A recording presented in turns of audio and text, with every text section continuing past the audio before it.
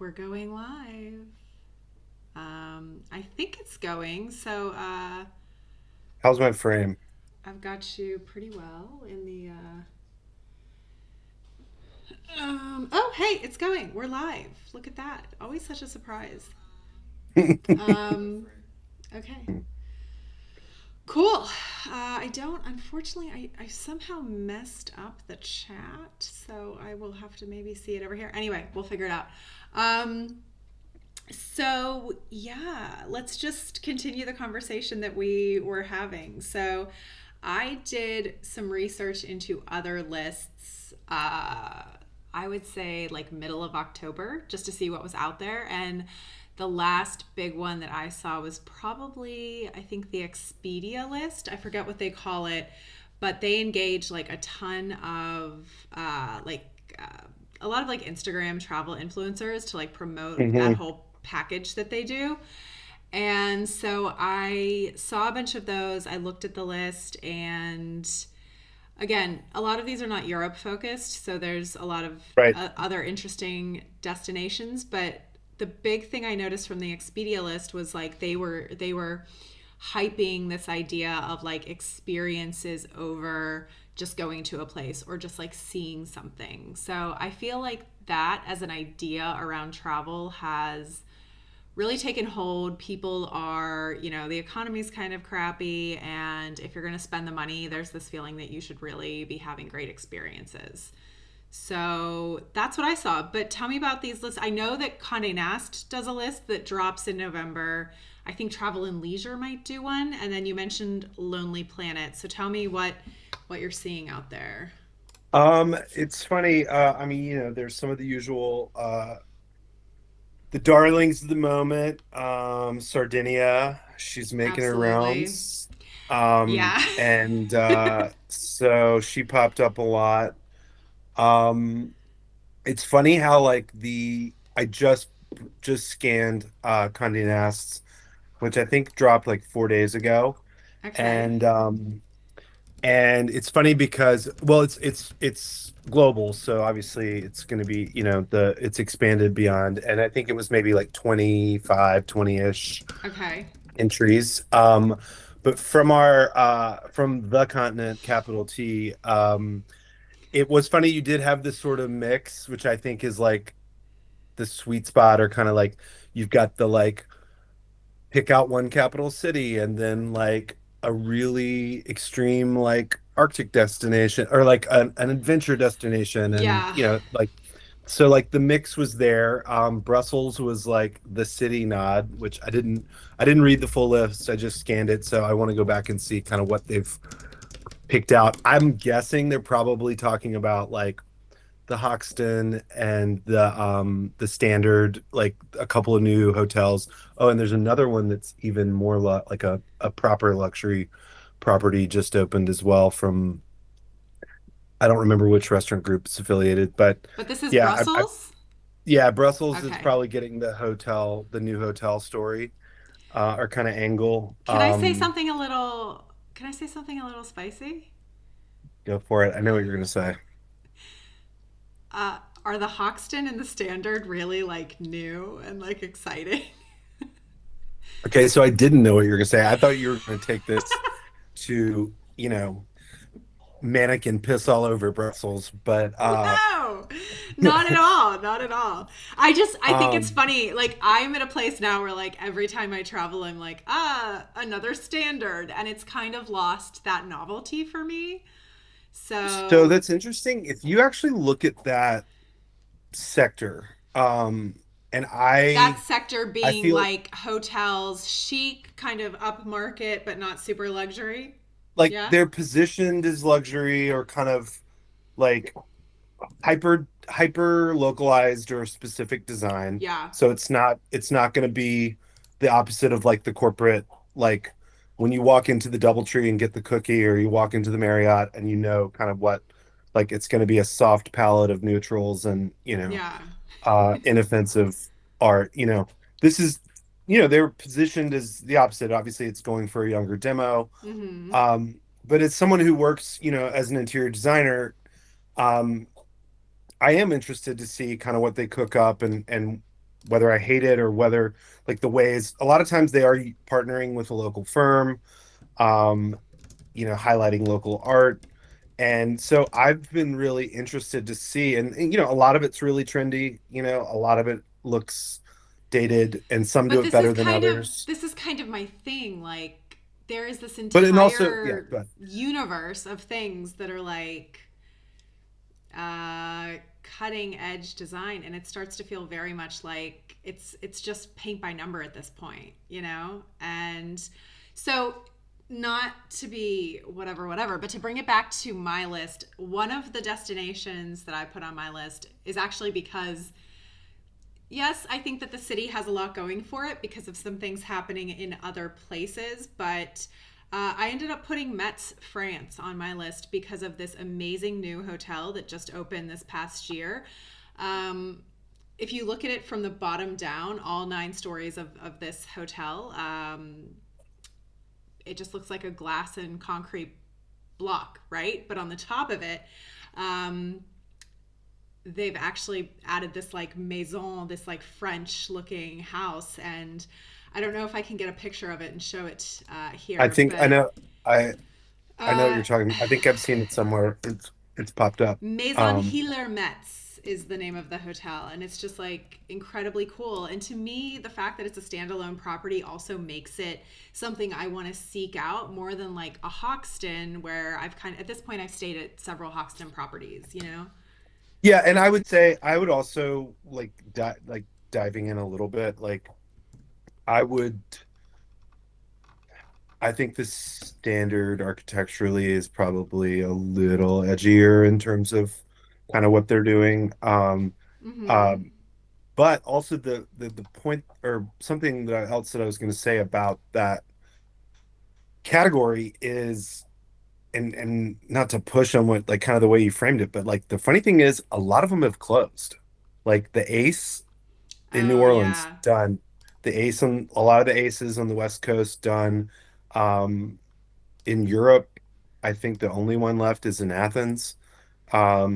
And so, it isn't like the category, like it's not like it's just this perfect, business model that is just going to continue to like take over the world. It does feel like you're getting kind of the best versions are kind of hanging on.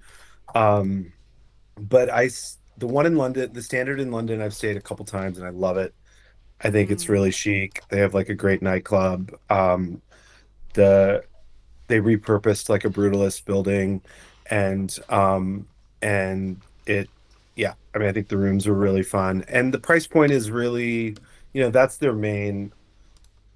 Claim to It's a fame. price point it's the price. Well, they also have a lot of different room categories, so you have like you can get those like single person, To be even fair, in I the love United that. States, which is less Yeah. common in the US, to be able to grab like a shoebox if you really just need a place to crash because you're here to like go out and see friends and you're not going to be spending time in the hotel, but you still want a fun like gathering place. So, but anyways, yeah, that was the Lonely Planet. No, no, no, the Condé Nast list. I'm trying to think of what else. They had something in Slovenia, like Upper Okay. Horiska, or like a lakes region of Slovenia. The Peloponnese in Greece, which I think we kicked around or discussed kind of briefly Yeah. as having some action in there. Oh, Saint-Gervais-des-Bains in Haute-Savoie, which is essentially like the town over from Megève, which brings us Ah. to something we talked about earlier. It seems like our beloved Megève has dodged a bullet in terms of the influencer invasion of White Lotus fame, because they are Confirm that it's they're doing the South, Riviera, right? yeah, south of France, Riviera. Also, Okay, okay, they okay. aren't doing Four Seasons. What? I thought they had a deal with them. That's Mm-mm. probably the more interesting thing, right? Yeah, yeah. I don't know who bailed on that, or whether it was just like um I don't know who. who pulled the plug, who's bigger than who at this point or who benefited more. Um, but yeah, no more. I Okay. mean, at least for this next season. But um, Quite interesting, if I'm being yeah, it's funny. honest. And like Thailand has, it's like they got the white, like I feel like they had their like year of smiles and White Lotus, and then it's just like totally, it's like you're off the list now. Like none of no Thailand anywhere to be found in any of these Really? Say uh more about that trend because I feel like pieces. that was a trendy destination for years. Yeah, no, I'm just saying, like, I mean, listen, it's still a wonderful place and I would go back in a heartbeat, but I mean, I think it sort of speaks to something that we've sort of talked a little bit about and like kind of danced around is like, the fact that this is like these lists are fun. They're meant to be like you see both like herding, of the same kind of things popping up everywhere, and then, Yeah. some hot takes, and then um, people who are trying to just truly throw something new into the mix. But, Yeah. it's also like a lot of it's like very collectively like PR driven or trend driven or it's $100%. there's a machine to it or like an apparatus to it. So Yeah. that's why I think it's funny. I mean, Thailand's like, you know, never not going to be. A I mean, I think it's one of destination. the most. Yeah. Yeah, I think it's like the top five of most visited countries in the world. So, and it has been for years. So, yeah. So, do you want to go into your list? Do Yeah, we want to let's keep kicking? do. So, one thing I want to do is I kind of want to like go through the list that I put together. We can chat about it. We have full disclosure, everyone. We have already chatted about it. So, like, there are a couple, like, there's one destination here where I definitely took some of Smith's feedback, but we had to switch the destination because we'll talk about it. It's towards the end of the list. But Smith was one of my friends that like absolutely was a sounding board here of like what are the places that people are trying to go to next. So I'm trying to, my technical abilities are very much. Uh, I was going to try and share the actual blog post, but that's probably not going to happen. So let me do this. I will drop the URL into the chat so that folks can see the web page. They can kind of like follow along if they would like to. Um, this is so funny. I find it insane when you are somewhere and like copy paste doesn't work. I'm always like, what do you mean? Isn't this a tenant of the Yeah, internet?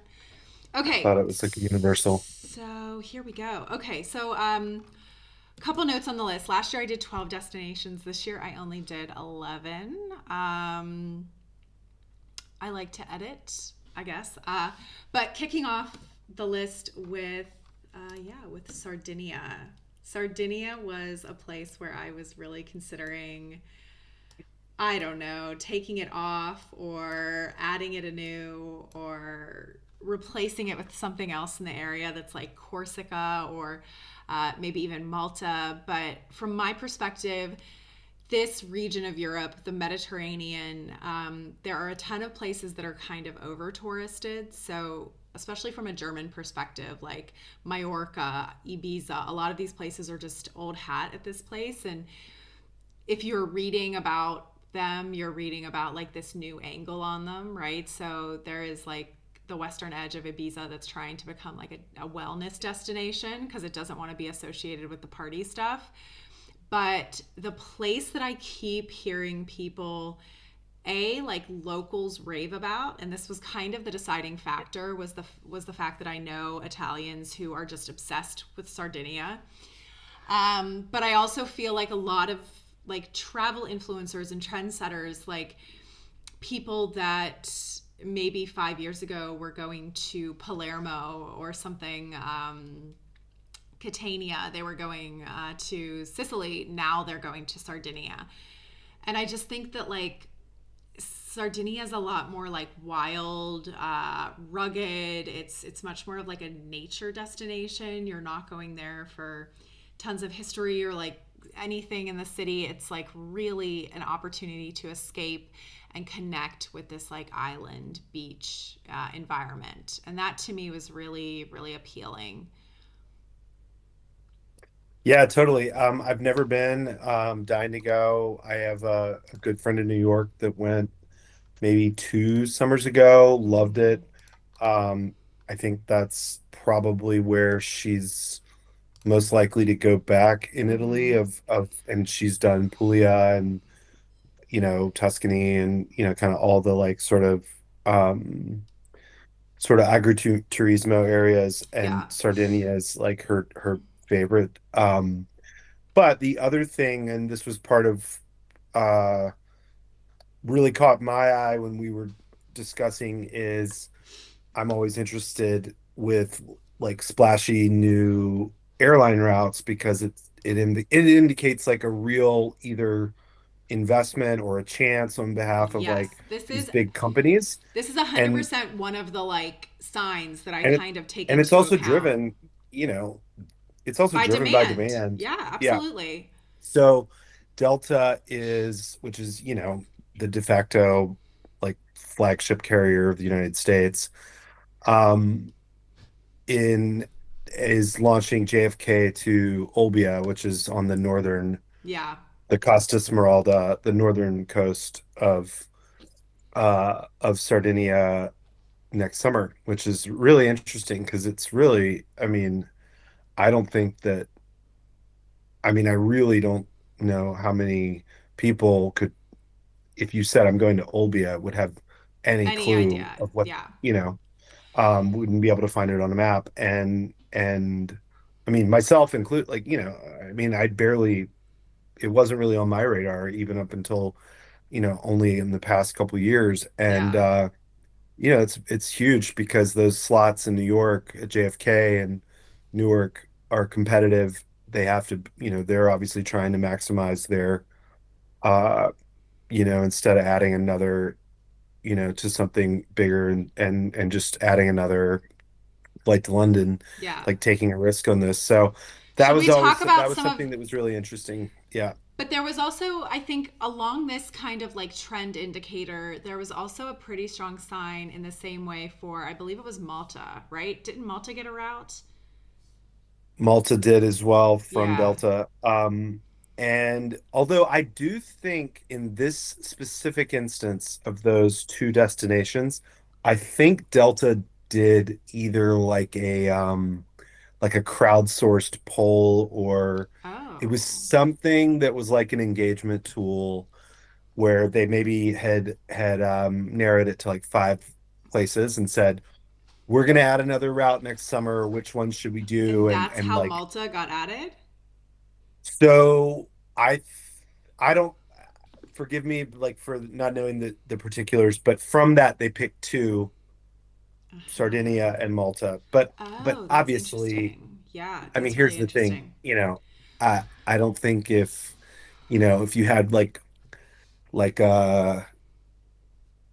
Bucharest super fans who were just like flooding their poll with bots, then like I doubt that would, meaning like we don't It actually had, know what the numbers are. It was a okay. private company running a poll, and they just said, surprise, the To winners be are fair, Sardinia and Malta. I But also I'm assuming feel, it's data driven. I'm sure. But to be fair, I feel like now that the 2026 list is out, I feel like every other like trend signal that I get, it goes into the 2027 list. And I have to say, Bucharest is on the long list. We'll talk That about that wasn't later. meant We'll talk about that later, though. that wasn't meant as a knock I have other at reasons for that. Bucharest. Okay, so the second region on my list is a place that I actually just got back from. So everyone talks about Bavaria, but kind of if you go straight down to the south of Germany, there is this region called the Allgäu. And it is just, first of all, it is spectacularly, like, breathtakingly beautiful, but at the same time, It does have some of Germany's most popular like tourist sites there. So the most popular is going to be Neuschwanstein, which is, that kind of fairy tale castle. We were just there God, at this point, I guess a month ago, we were there, and the castle was great, but like standing there and seeing the landscape, I was like, wow, I could easily come here. They have an Amaron property down there, and I think it's the mixture of these two things, right? That Americans may not be super aware of, but like in certain parts of Germany, and especially what we call like the DACH region, so like the Switzerland, Germany, Austria, the German speaking heart of Europe, you have all of these amazing mountain landscapes and then fantastic like wellness spa hotels. So I think to the American mind, it's like going to the mountains to do nothing doesn't make a lot of sense, right? If you're going to the mountains, you're doing like a lot of activity, adventuring. And if you're going anywhere else, you're going to a city. And so, but this is incredibly Germanic to like go to the mountains and just Take relax. to nature. Yeah. Yeah, absolutely. And like I said, this just having been there a month ago, I was like, this has to be a call out on the list for this year because it's so beautiful and it's a different type of vacationing. And so that's why I wanted to put this here.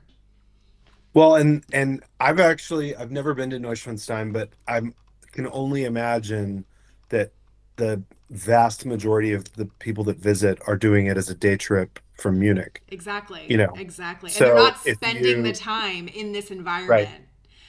So we did it, and I think I might have told you, but it was like 10 hours. So to go from Munich to sit on a bus, the tour company was delightful. Like we had plenty of free time and we were able to structure ourselves. But anytime you have to do something for 10 hours, when I got there and I saw that there was like Amaron it's kind of like do you know the group, you know how Frankfurt's getting this new luxury hotel? Uh, wow, have I already forgotten the name of it? But the Villa oh Kennedy property that's being yeah, yeah, redone, yeah, The Florentin. So this parent company also owns Amaron, so this other kind of category of very high-end hotel properties, and they have a spa hotel right there in Hochschwangau, and I was like, this would have been better if I just came and stayed at this hotel for the weekend, saw the castle, yeah. but also relaxed. And I think that's why I would encourage people to, if you're going to Munich, if you're going to any of these cities, like I said, in that kind of Germanic speaking part of Europe, do yourself a favor and just book a little tiny excursion where you're staying 2, maybe 3 nights in the mountains at a wellness hotel. It'll absolutely change your perception of vacationing altogether, if I'm honest. Is Garmisch in this region? Yes, it's not. I don't think it's properly part of the Allgäu, but it is right next door. It's a little more Got it. properly in the southern region of Munich, but yeah, it's right next door.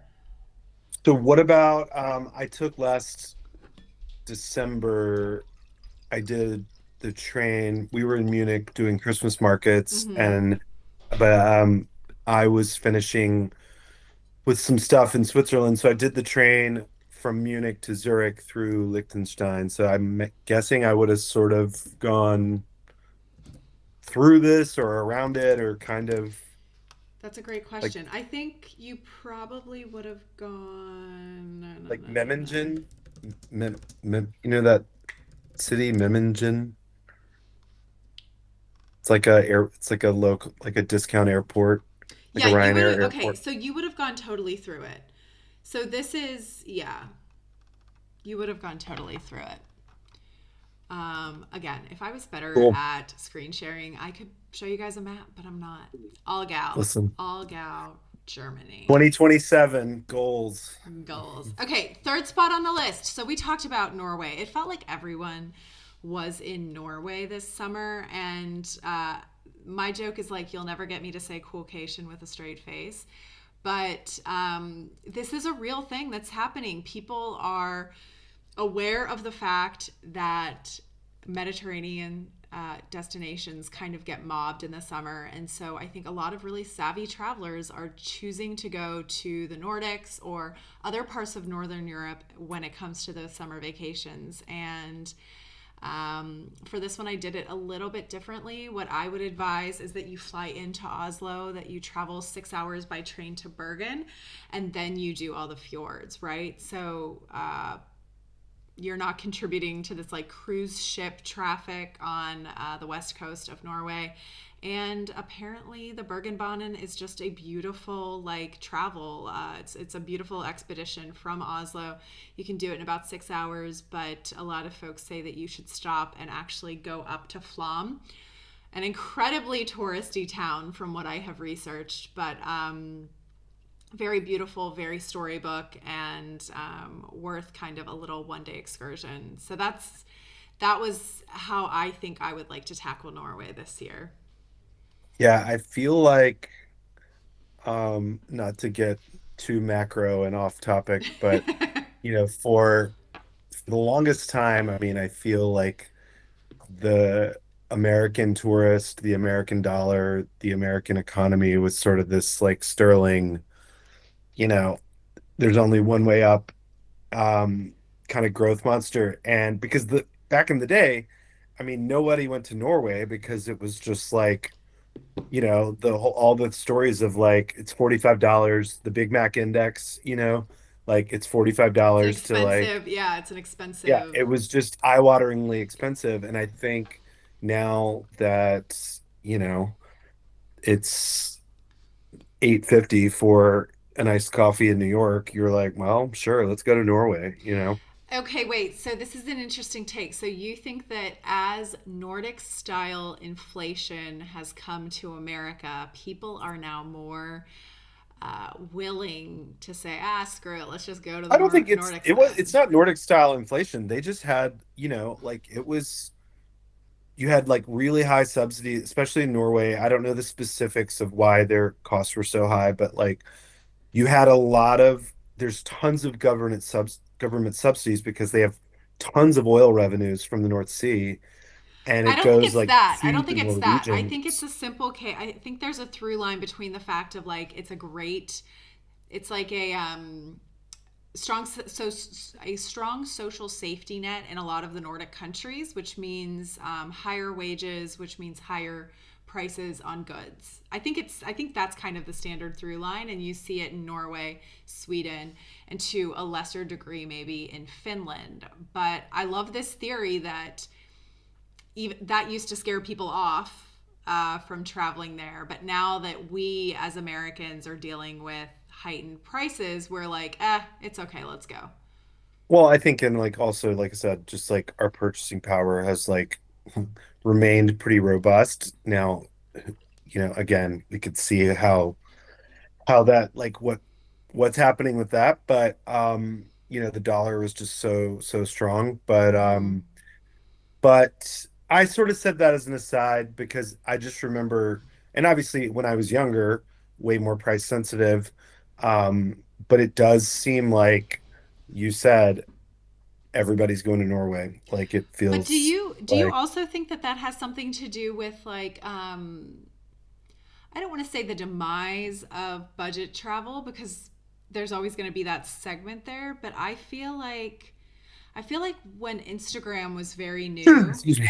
Gesundheit, Thank uh, you. or just when I don't know, I just feel like for a while there, it seemed like everyone that was talking about travel was talking about how to do it as cheap as possible. And I think a lot of people took those trips. Like, I know that I took those trips and I was like, never again. I want to stay at a decent hotel. I want to do. And it seems that, like, as people spend more time traveling for themselves, they realize, like, yeah, if I'm interested in Norway and I have to pay 10% more, I'm going to do it. You know?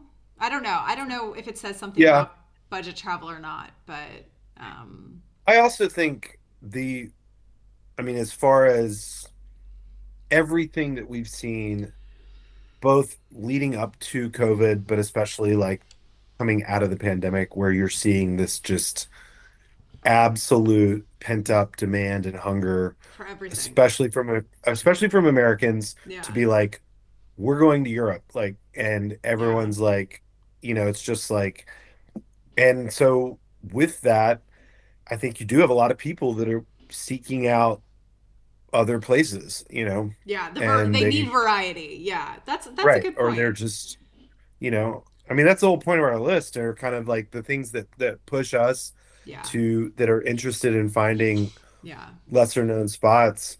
I mean, I have to say, I know I definitely talked to you about this when we my did a family trip last summer. We were in Greece and a smaller group of us, my sister, my cousin, his wife, we went kind of added on like our own little last kind of gasp trip to Milan.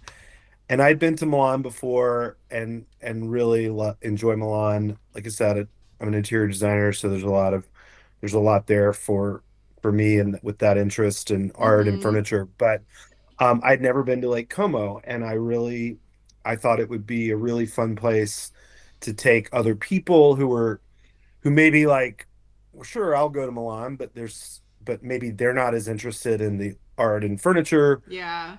and but I want to but like Como is gorgeous and famous and like a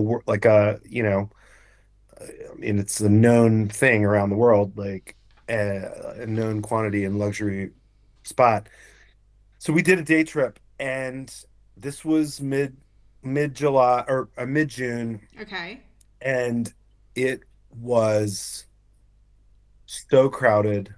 It was Mm-hmm. so hot too, which I think just added to just the general The unpleasantness. misery. Yeah. Um, Trains were canceled, so your trains are being replaced by buses.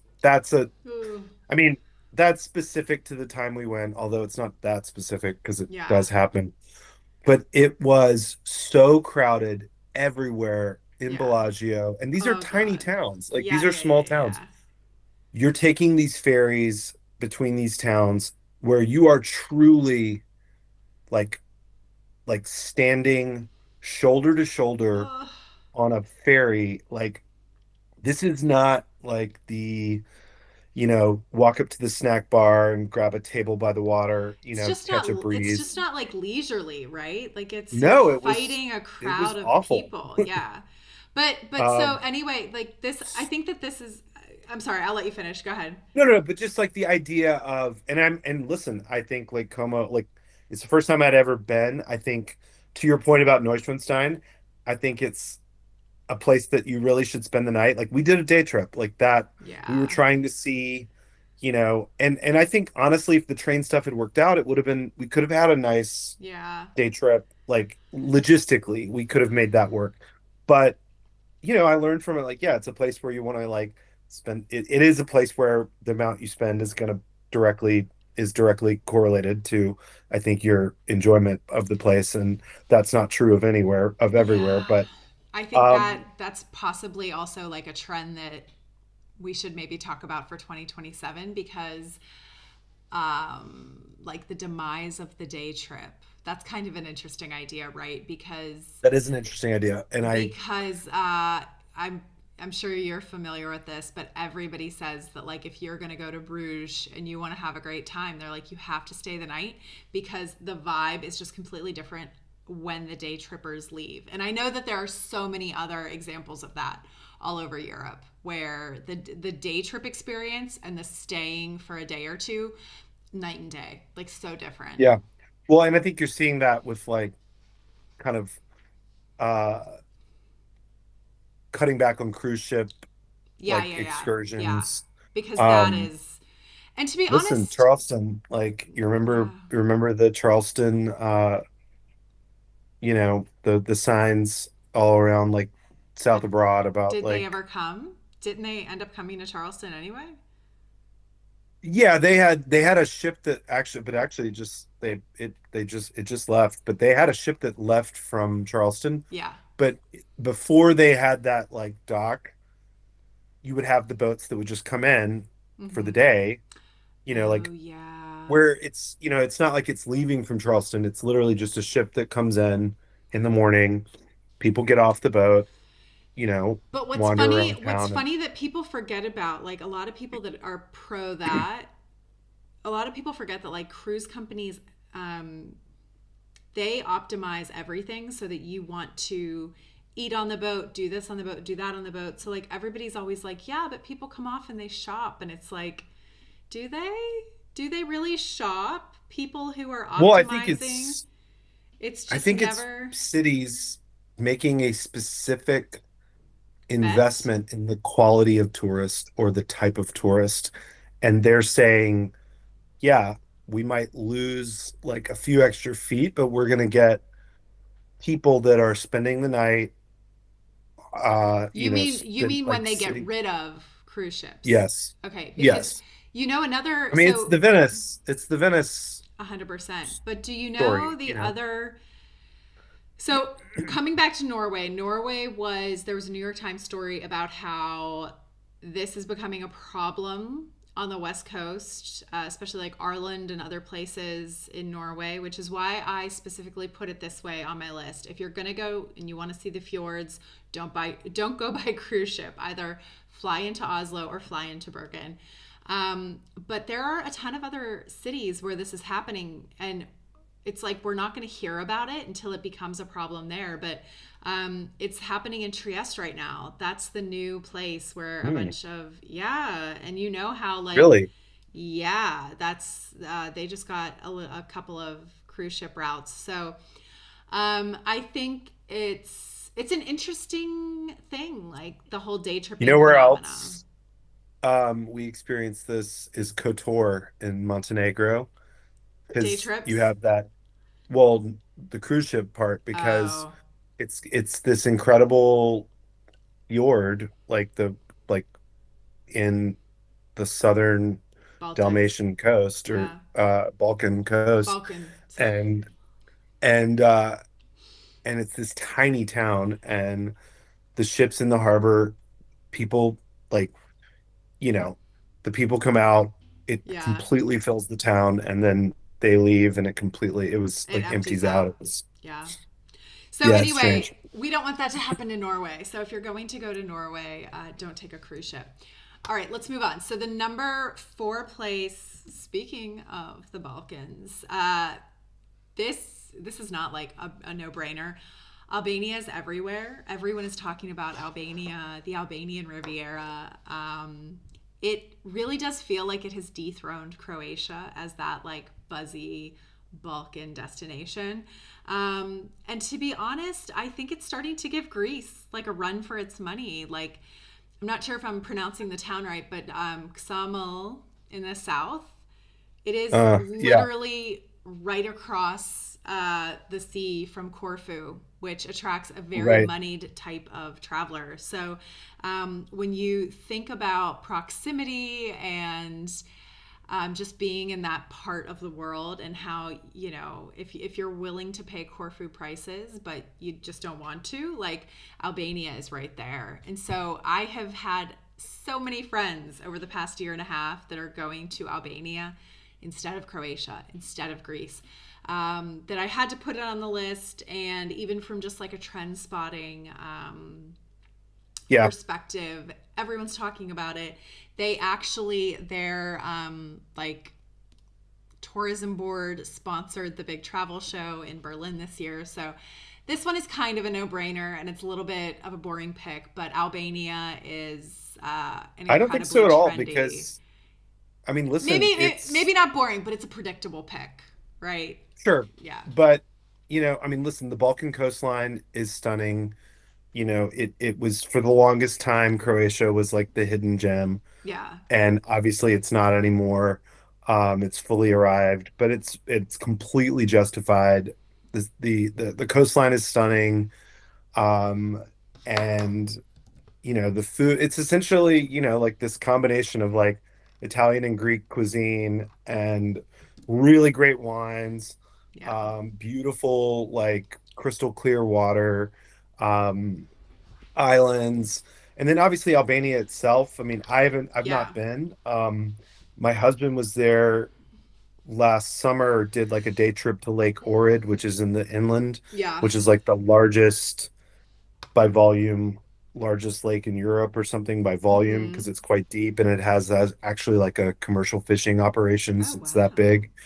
Um, and that's I've been seeing that pop up actually. I think that was either on Lonely Planet's list or one of the other ones. So I think it's all the things you said, and it's still got its own currency.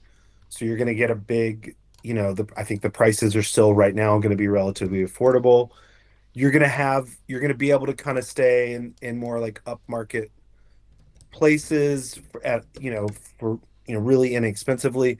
The caveat is like it's not. I don't think it's going to have any like true like if you're a true luxury traveler, like if you're looking for a true luxury resort, I don't Yeah. think there are any yet, which is part of, but that's part of it. Like that's the trade-off. But I do think they're coming. I do think they're coming. And I will I also agree. say that when I talk to friends that have been to Croatia, um, because there's also a world in which Croatia, like, I'm not saying Croatia's fallen off, but a lot of people that I've talked to, there's a sense among people that it had overplayed its hand and that things got very expensive there very quickly. Yeah. Okay, so you're one of those people that I must have heard Yeah. that from. So I mean, I did Croatia in two different, completely different experiences. First time I went was 2008 backpacking. I mean, this is when like it really did feel Hidden. like it Yeah. was this new place, and it was spectacular, but we stayed in hostels. We would like eat pizza and pick up like Mm-hmm.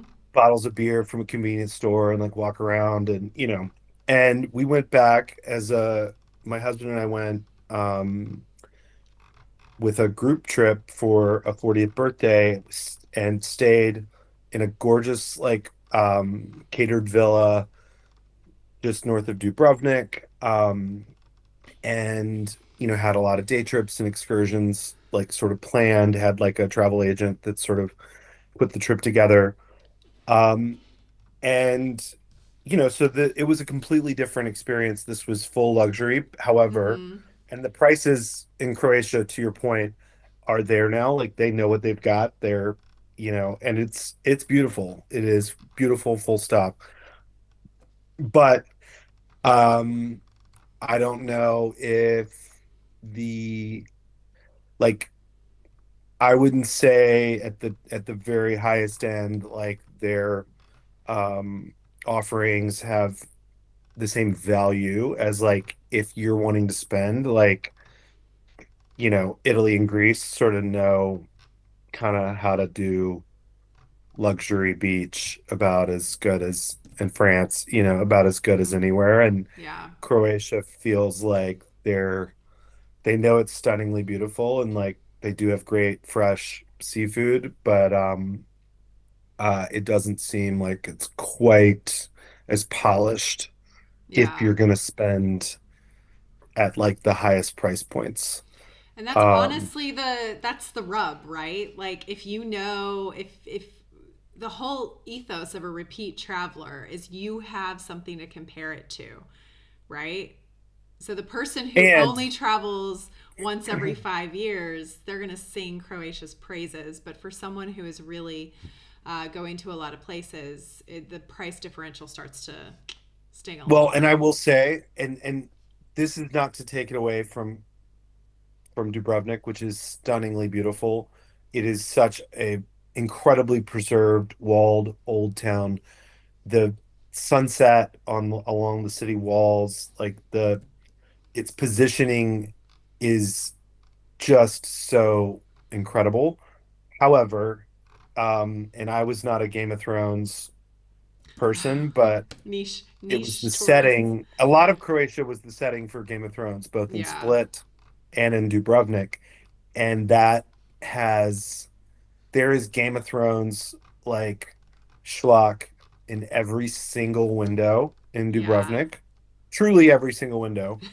And Dubrovnik was, pa- excuse me, packed with people. And it's not a very big place.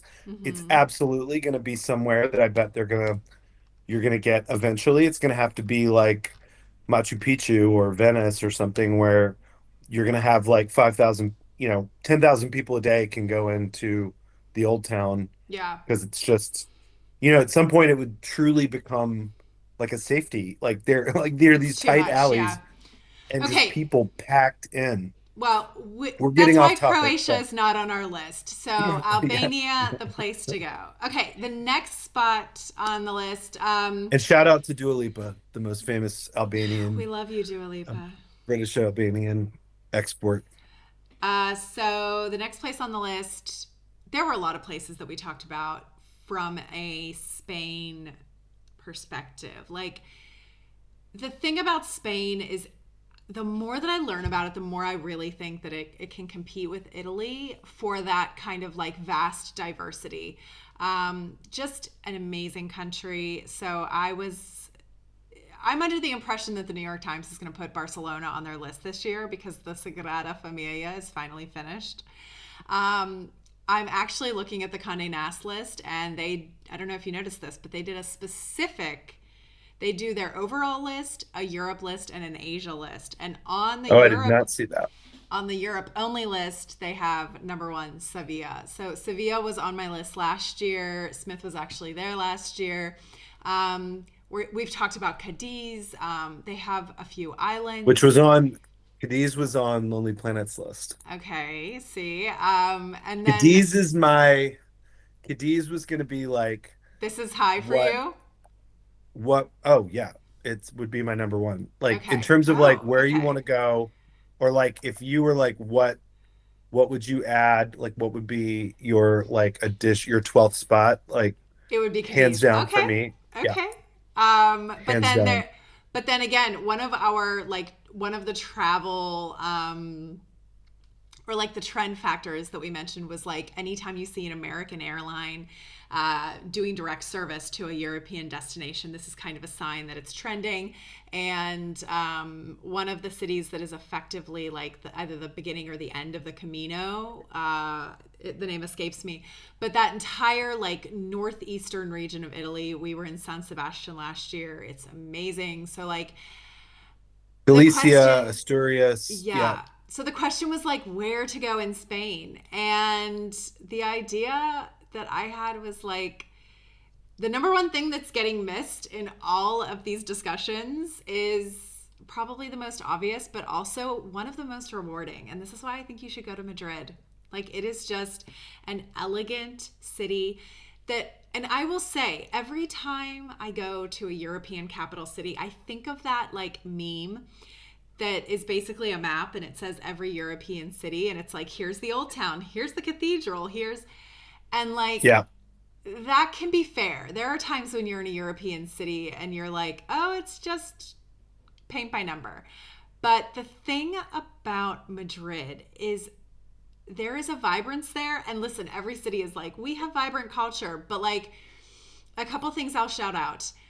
I'm obsessed with the 24-hour churro and chocolate place. So like you can go Oh, have a San late Genis. San Genis, you can go out late and then you Yeah. can go there and have like this fun little late night In like this snack. beautiful tiled like Bella Poke, Yes, like yeah. very charming. The other place, and again the name escapes me, but there is a sherry bar that is like literally like something out Oh, of um, yeah, the name escapes me too, but La V V V V. It starts with a V, I think. yes, Um, Sherry Bar Madrid. La Venencia. La Venencia. Yeah. There is nothing is probably too harsh a word, but like it is so hard to find something that has that mix of like old world charm, doesn't take credit card, can't take any photos inside. Like I was about to say the no photos. Yeah. it is just like you go in there and it is like dusty barrels of sherry and small plates of tapas and you feel transported. And Madrid has Absolutely. so many places like this. You've got the Prado, you've got the Reina Sofia, like you've got so many different types of culture. If you want a little bit of an adventure, Carlos Sainz has a karting track there. Like there are just so many cool things that you can do in Madrid, and it's in the center of the country. It can be tacked on to any of these other places that you might go, right? The Well, foodies. truly, it can be tacked onto any European. Like Yes, this is so I am the true. king. I am the king of like the add-on mini trip within a trip, and like a lot of times, like I live in New York. A lot of times, like I will. Even when you remember when we were budget travelers, we were like, where can we find a cheap flight? And like that's how we kind of put together our like the first trip that you and I did together. Yeah, And and now like fast forward, I'm still doing it, except I'm doing it with like where can I get a business class lie flat seat using miles? Oh wait, I can fly into Madrid and with my yeah. Amex points. And I love it. I think Madrid is especially uh I would say like Barcelona was like for your 20s and like Madrid is like for your 30s and 40s. Like This is a good way to say it. Yeah, yeah, it's something that the first time I went, I didn't appreciate it. I was, it was dead of winter, it was the end of a longer trip and um and we did the Prado, we did the Reina Sofia. Um but I think because it doesn't have like a single landmark in the way that Paris and Rome and Berlin and London do, like there's not a single like, there's that like I kind of post feel. office building, there's like the Yeah, I the kind of feel like the Royal Retiro Palace. is that. This is the thing though, because it's Yeah, like but The Royal Palace is like stunning and impressive, and if you are obsessed with things like Versailles or Sanssouci, it's like number 3 or 4 on that list in terms of like yeah. size. So No, I mean it's just like a visual landmark of like a yeah, postcard. Like, and absolutely. what I'm saying is like if you're putting together like where do I have to go in Europe? You're like, well, you got to go to Paris, you got to go to Yeah. Rome, like you got to go to London, and But I I will think it also say that misses. when you go into the middle of like is it Plaza Sol, and you see all of these like old Yeah, like I don't know. I feel like once you I guess there Plaza Mayor might be like one of the, yeah. But I'm but I'm saying thinking like it doesn't have like Barcelona has Sagrada, Barcelona has Park yeah. Güell, Barcelona has Yeah. all the Gaudi buildings, and Barcelona has the beach and the Olympic Park Uh, and the W Hotel like out in the harbor. Like yeah. Barcelona's like the place to get like if you're doing your intro Spanish city, and that's why I think Madrid is the place that in some ways it avoids it can both absorb a lot of people because it's the largest city in Yeah. Spain. It's one of the largest cities in Europe. It's like Yeah. 4 or 5 million Do people. you know what else is amazing about Madrid? From a city planning perspective, a ton of their highways, like all of their highways, are under the city. Yeah. You So, can get from the airport yeah, very quickly. You have a ton, it's a really great flight network yeah, to the US. All the US carriers fly there. Iberia flies to a lot of US cities there. And then obviously in Europe itself, you can go so many places. yeah. And I it would also just go ahead. is the most elegant city in This is Europe. the thing. Yeah. The It other thing, is, it's a beautiful city, but the other thing that I would mention is like you mentioned this. Everybody goes to Barcelona and they feel like they've been to Spain, but like when I went to Madrid, it was the first time I was learning like pure Spanish history, like a ton of stuff about the Aragon and like the different kingdoms that came together. You see a ton of like monuments that are built by former leaders of Spain, and you're also if you really did like dive deep at the Prado, you're gonna see a ton of stuff about the royal family, the Bourbons, the like stuff that which is all pretty much like pan Europe, like all your pan European history. 100%. But the thing is, when you compare a trip to Madrid with a trip to Barcelona, and you're like, wow, why didn't I get all of this like Spanish history when I was in Barcelona? This is when like the whole Catalonian separatist thing really hits you, and you're like, oh, because they don't actually want to be Spanish, They don't speak Spanish. Like they right? speak.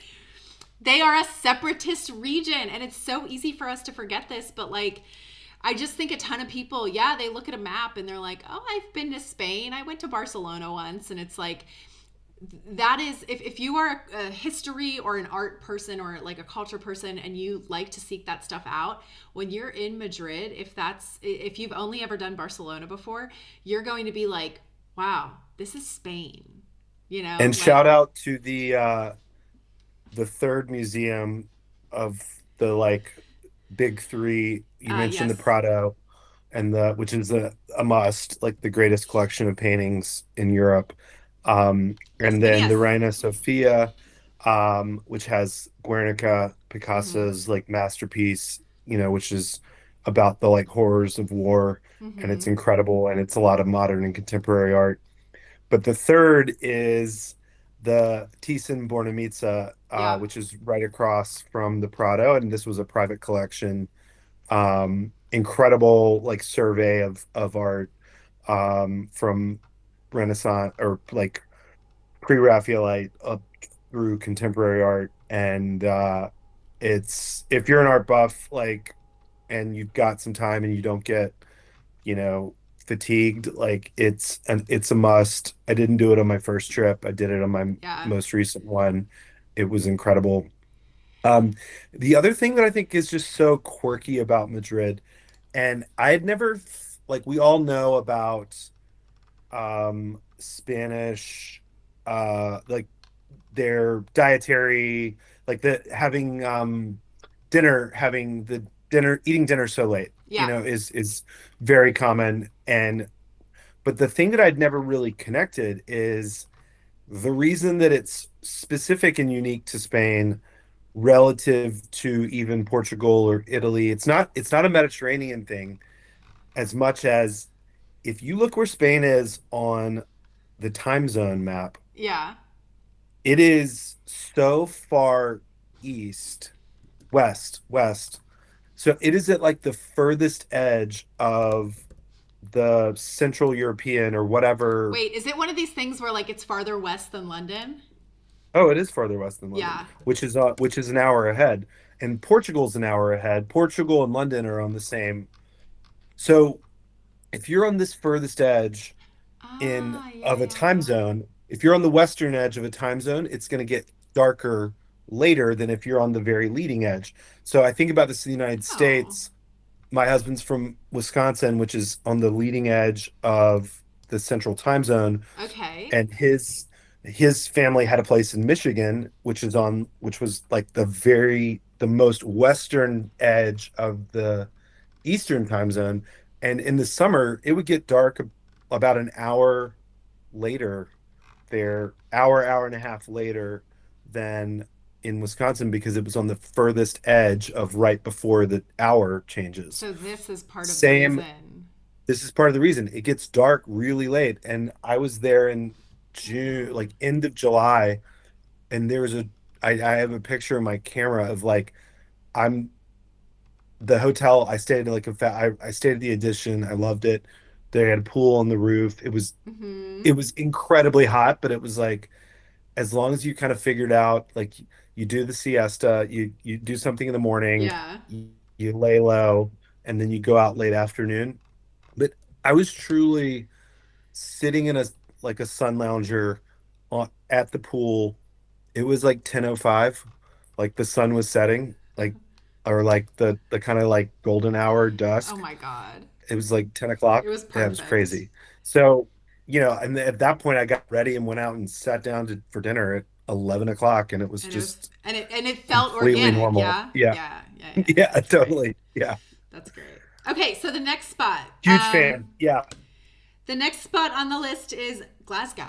Um, yeah, I feel like this is another one where everybody does Scotland, they do Edinburgh, and I don't know. I just this seems like a little more. Glasgow has more of like a young energy, a cool, hip kind of like music scene, dining scene. The university there is also an amazing landmark. And so when it came time for me to kind of like look at the UK and say like where do I want to go most in this upcoming year, it was Glasgow. What do you think? Yeah, for sure. I've never been. I need to like Scotland is somewhere that we, my husband and I, neither of us have. I've been to Edinburgh for all of like 3 hours on a layover. Um, and it's somewhere I know like our parents would really want to go. I think it would be Yeah. a really fun like family trip.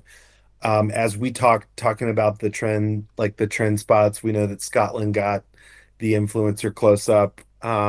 You know, if you're a fan of Traders, as we are, on Peacock coming out and new season dropping in January, it's stunningly beautiful, and I can only imagine that it just continues to drive the tourism Yeah. there. But yeah, Glasgow is going to be like the grittier, like Former scruffier. industrial spot. Yeah, yeah, Yeah, yeah. it's not as beautiful or royal or Yeah. patrician as Edinburgh. But you know, realistically, I think they're an hour apart, so it's like you can really have your Do cake and both. eat it too. Yeah, why not? Um, but you're gonna have lower prices. You know, it's just gonna be more youthful, uh, edgier. You know, it's not the looker that Edinburgh is, but it's got a That's lot of energy, okay. a lot of youth. Yeah. Okay, let's move on again then. This is a spot that you have spent a good bit of time in. The more that I researched this, the more that I was like, I need to go here specifically in the summer to do a few hikes, but also the fact that they have these like floating on Lake Lido's. I'm so curious. And this is of course Zurich, Switzerland. Huge fan, love it. I think it's totally underrated as a destination in its own right. I think Yeah. people have, you know, an opinion of like, obviously when you think of Switzerland, you think of the mountains immediately. Mm-hmm. Um, Rightfully so, it's stunning. But the cities don't get, you know, have kind of a reputation of maybe being a bit boring and kind of buttoned up. And also and that's sort of how I found Geneva to be sort of boring and buttoned up. But Zurich, I love it. For me, it's a great flight hub. So I know I talk about that a lot, but that impacts a lot of how my trips come together. So Killer Airport, it's truly 10 minutes from the city by public Mm-hmm. transportation. I think it's literally 8 minutes. So from the train station, you're at the terminal, which is just insane as an American to think of that. Um, but you are so close. So you get the city. I was there at Christmas. It was gorgeous, incredible Christmas market, beautiful, soft falling snow on a previous time I was there. But in, you know, other times of the year, you are, instead of what, if you're not maybe going to ski, instead, to your point earlier, you're Mm-hmm. so close to all of these incredible alpine hikes. Yes. And we've talked Less about than an how, hour to Lucerne. yeah, so you're close to like Lucerne, which also is a jumping off point for the one that I sent you that we talked about doing this summer, was the Mm-hmm. Stews Ridge hike, Yeah. which looks gorgeous. I mean, it sort of looks Amazing. scary Yeah. in the photo. Like you're walking along this ridge, Yeah. and it's a marked trail, and I think it's wider than it looks in the photo, but like it's, you know, like you're on a ridge and, you know, it Yeah. drops on either side. Yeah. Um, I'm curious about the crowds for some of these hikes, Oh, and I haven't done a absolutely. lot of them. Um, but I think it would be a really great way to like combine a little city and a little like really great outdoor. And the other thing is like there are probably 15 really great hikes Yeah. within an hour's drive or using public transportation. So I do think it gives you some flexibility if you are finding crowds to be an issue or Mm-hmm. weather to be an issue. Um, we talked about, I know we keep coming back to like the sort of trend forecasting, but Mm-hmm. the other story was like the Dolomites were overrun. Like everyone was hiking the Dolomites this summer. Thank you so And much for bringing that up because I think that that just showed how much travelers are finally taking advantage of this very close proximity that we have in Europe between cities and like the truly mountain destinations. And like if you're not from the States, maybe that doesn't make sense why that's such a big deal, but like we have some really hallowed like outdoor spaces in the United States, but like to get to Yosemite or some of these places, like you're in a car for several days, or like you're like right. it is not easy to hop on a train from a city center like in Zurich and then just be deposited at the base of a mountain that you can hike, spend the day there, come back, and then like be back in the city to have dinner at a Michelin starred restaurant at night. Like that is something that you can feasibly do in Europe. And I think people are starting to take advantage of it, you know, and a lot of it Yeah. has to do with repeat visitors. And once you kind of get enough of those city breaks out of your system, it's like, all right, what's next? Right. You're ready for that coolcation and you say, like, let's take to the hills. We're going to Switzerland. But Yeah. that was something. Yeah, like I said, I referenced, we did a little trip in Antwerp this summer, which was a lot of fun, and Which was so on the happy with list last year. that's true, and an And all-time it favorite was of worth mine. it. It was worth It it. was Like, it was yeah. great. It was great. Yeah. But in August specifically, I was like, I don't want to go anywhere near the Mediterranean Yeah. because I don't have the money. I don't have the money to spend right now to enjoy what that like to be able to make that an enjoyable Yeah. experience, to do Mediterranean or beach in August in Yeah. Europe, like you gotta, you're either going to be packed with people or you're Mm-hmm. spending like just gobs of money. And I think this is something really cool about Switzerland. I think it's a year-round destination. I think that Zurich has some really beautiful like architecture. It's charming, it's Yeah. walkable, it's incredible public transportation. The art museum there is fantastic. Yeah. Yeah. Yeah. And you're also, I will say, the funny thing about Switzerland is that it's small, but because it's so mountainous, that actually a lot of places are a pretty lengthy train ride. So like Mm-hmm. Geneva, St. Moritz, Zermatt, all of those are pretty far from Zurich, like Yeah. more than 3 hours. But Basel, Lucerne, Mm-hmm. those Kind of that specifically are less than northern. an Yeah. yeah, less than an hour away. Incredible art in Basel, the Fondation Weiler, the Kunsthal there. What did you think about the cost? Because again, this is much like we talked about with the Nordics. A Yeah. lot of people they just get sticker shock when they have to do the Swiss francs. That is, I would say, specifically in the past year as like the dollar has weakened. I think that Switzerland is you're seeing that bite in Switzerland more so than with the euro. So Mm-hmm. I think it is something to be considered. Like you obviously you want to book your hotel in advance, and Mm-hmm. depending on the time of the year, I mean, I was shocked at what the prices for a hotel in Lucerne were, and that's part of the reason why we didn't go. Yeah. I've found deals in Zurich different times of the year, mainly in Mm-hmm. winter, um, and they do have some really great like high-end sort of hostel type hotel, Ooh. essentially like more or less like a high-end kind of I will say hostel like type experience. yeah, one thing though that like one thing I'm thinking about adding to my newsletter for next year is like a section about like book it now because I think there are a ton of like incredible experiences where you're not spending a ton of money, but they book out really quick. And I noticed this specifically in Switzerland with like the hostels around Interlaken this summer.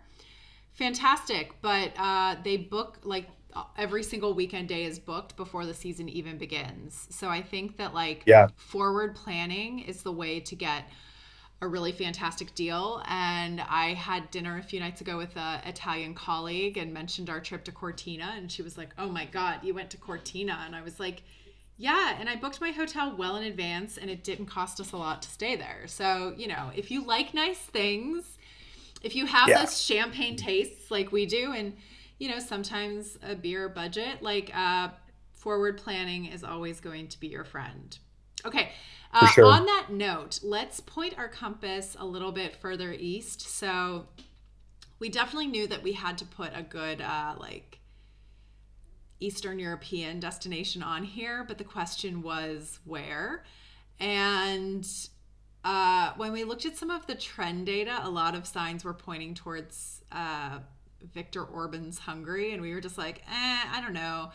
Things I've read about their Christmas market, especially, yeah, the Budapest Christmas market apparently has gotten really, really expensive, and I think that that's happening in the country as a whole. So I was like, this kind of makes me not super excited to go to Hungary, plus just some other things happening there. But Poland is a place that for me has so much still to be discovered.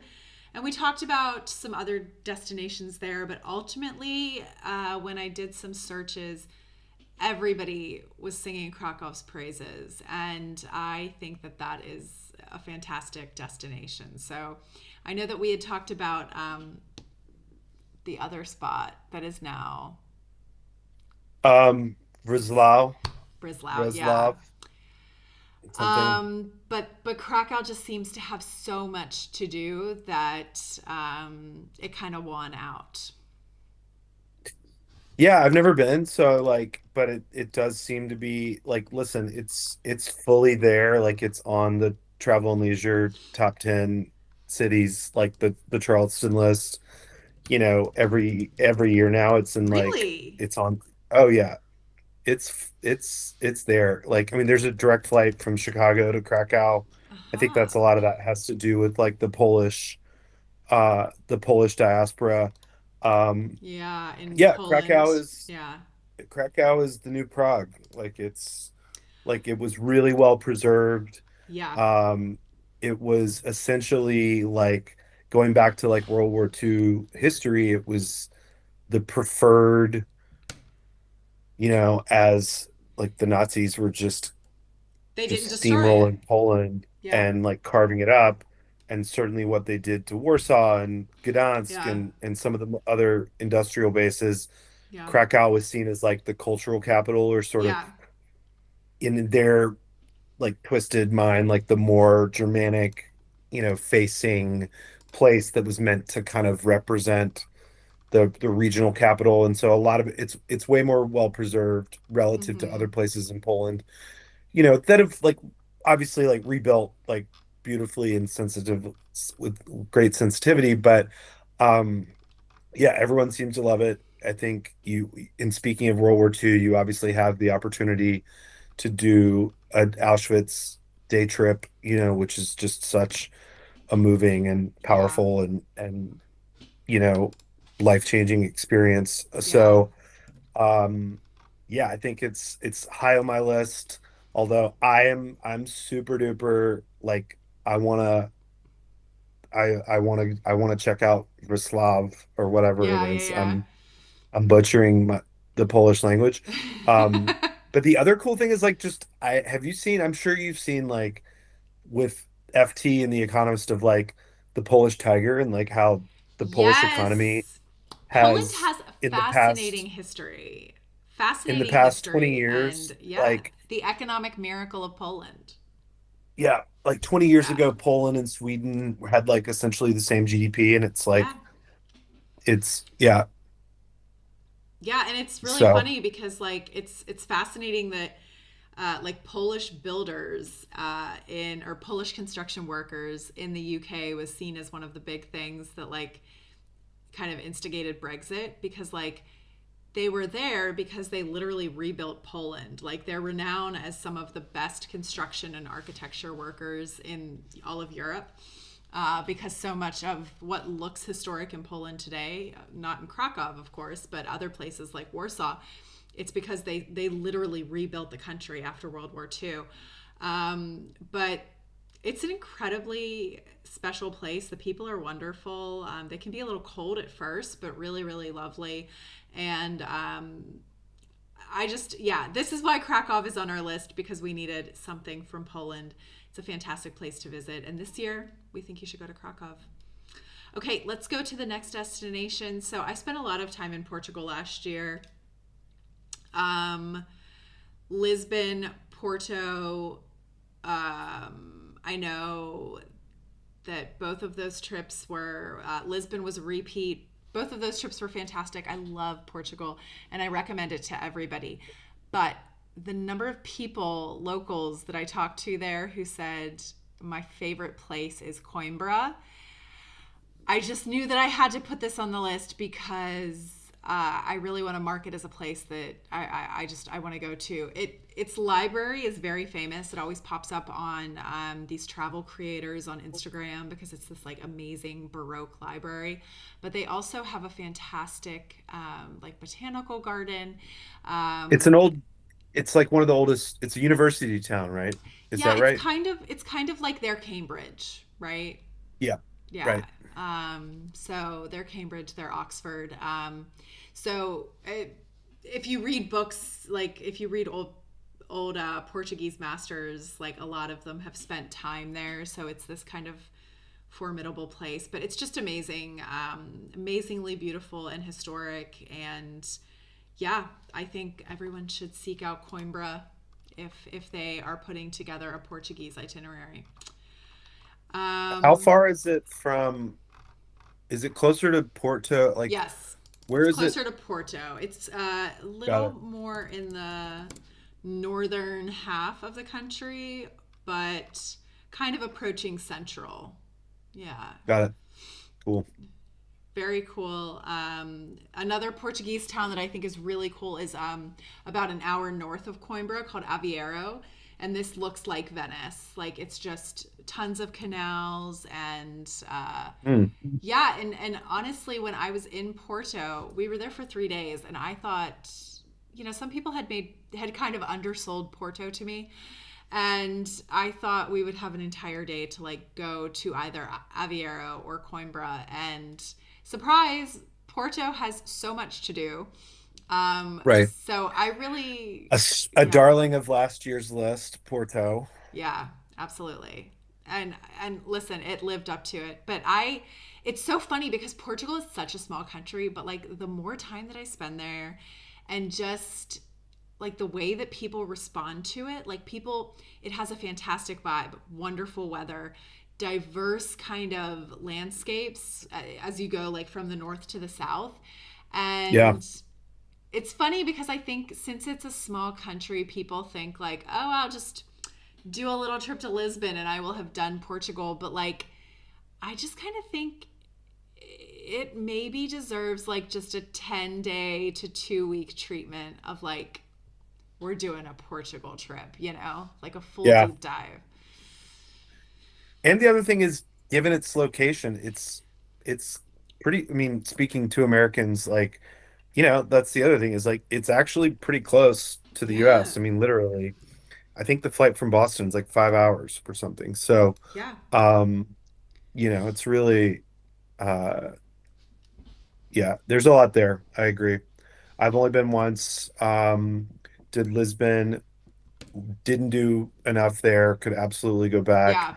Went Yeah. down to Comporta, which was incredible, and ready to go back there. With like just some Atlantic beach, the Hamptons of Lisbon, Yeah. south of Lisbon, This is what which I was mean. incredible. And So like if you're in the yeah, north of the country, you can do like these day trips or like these cruises on the Douro River and right. like actually hiking through like wine country up there. It just has so much to offer. Absolutely love Portugal, and the next time I'm there, I'm gonna try to hit Coimbra. It's not the value it used to be, like coming out of like Fair. their austerity, but Yeah, it's still cheaper than the big ones in Europe. absolutely. And the most incredible wine. Like I think their wine So is good. just absolutely fantastic. And also when we are we have all like I just there's something so nice about having like a Porto Tonico. in Portugal, like just a little bit of port wine with some tonic and like I don't Totally. know, it's very like of the place. I really love it. Okay, We have let's a move. bottle of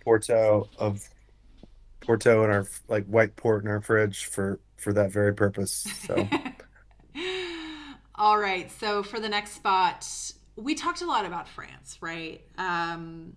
So many places to go to France. On last year's list, it was Biarritz because for so long I've been talking about going surfing in Biarritz, and I did it. I loved it. I actually think, just a quick note on that. I actually think surfing is incredibly bullish here in the U.S. Here in Europe. There are so many people that are building these wave pools for surfing. So, like, my boyfriend and I went and did one in Berlin. There's one that was just I opened in mean, Switzerland.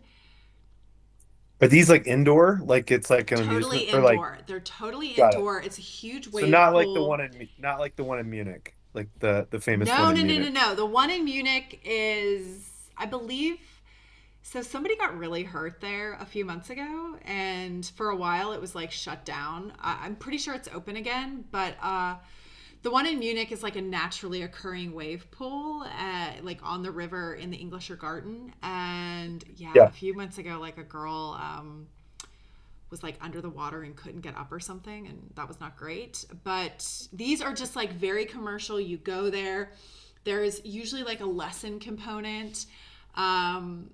And it's just, but I just think that, like, I guess the only reason that I bring up that aside, because I know that's off topic a little bit, is just that I think surfing is becoming a cool thing. I don't know.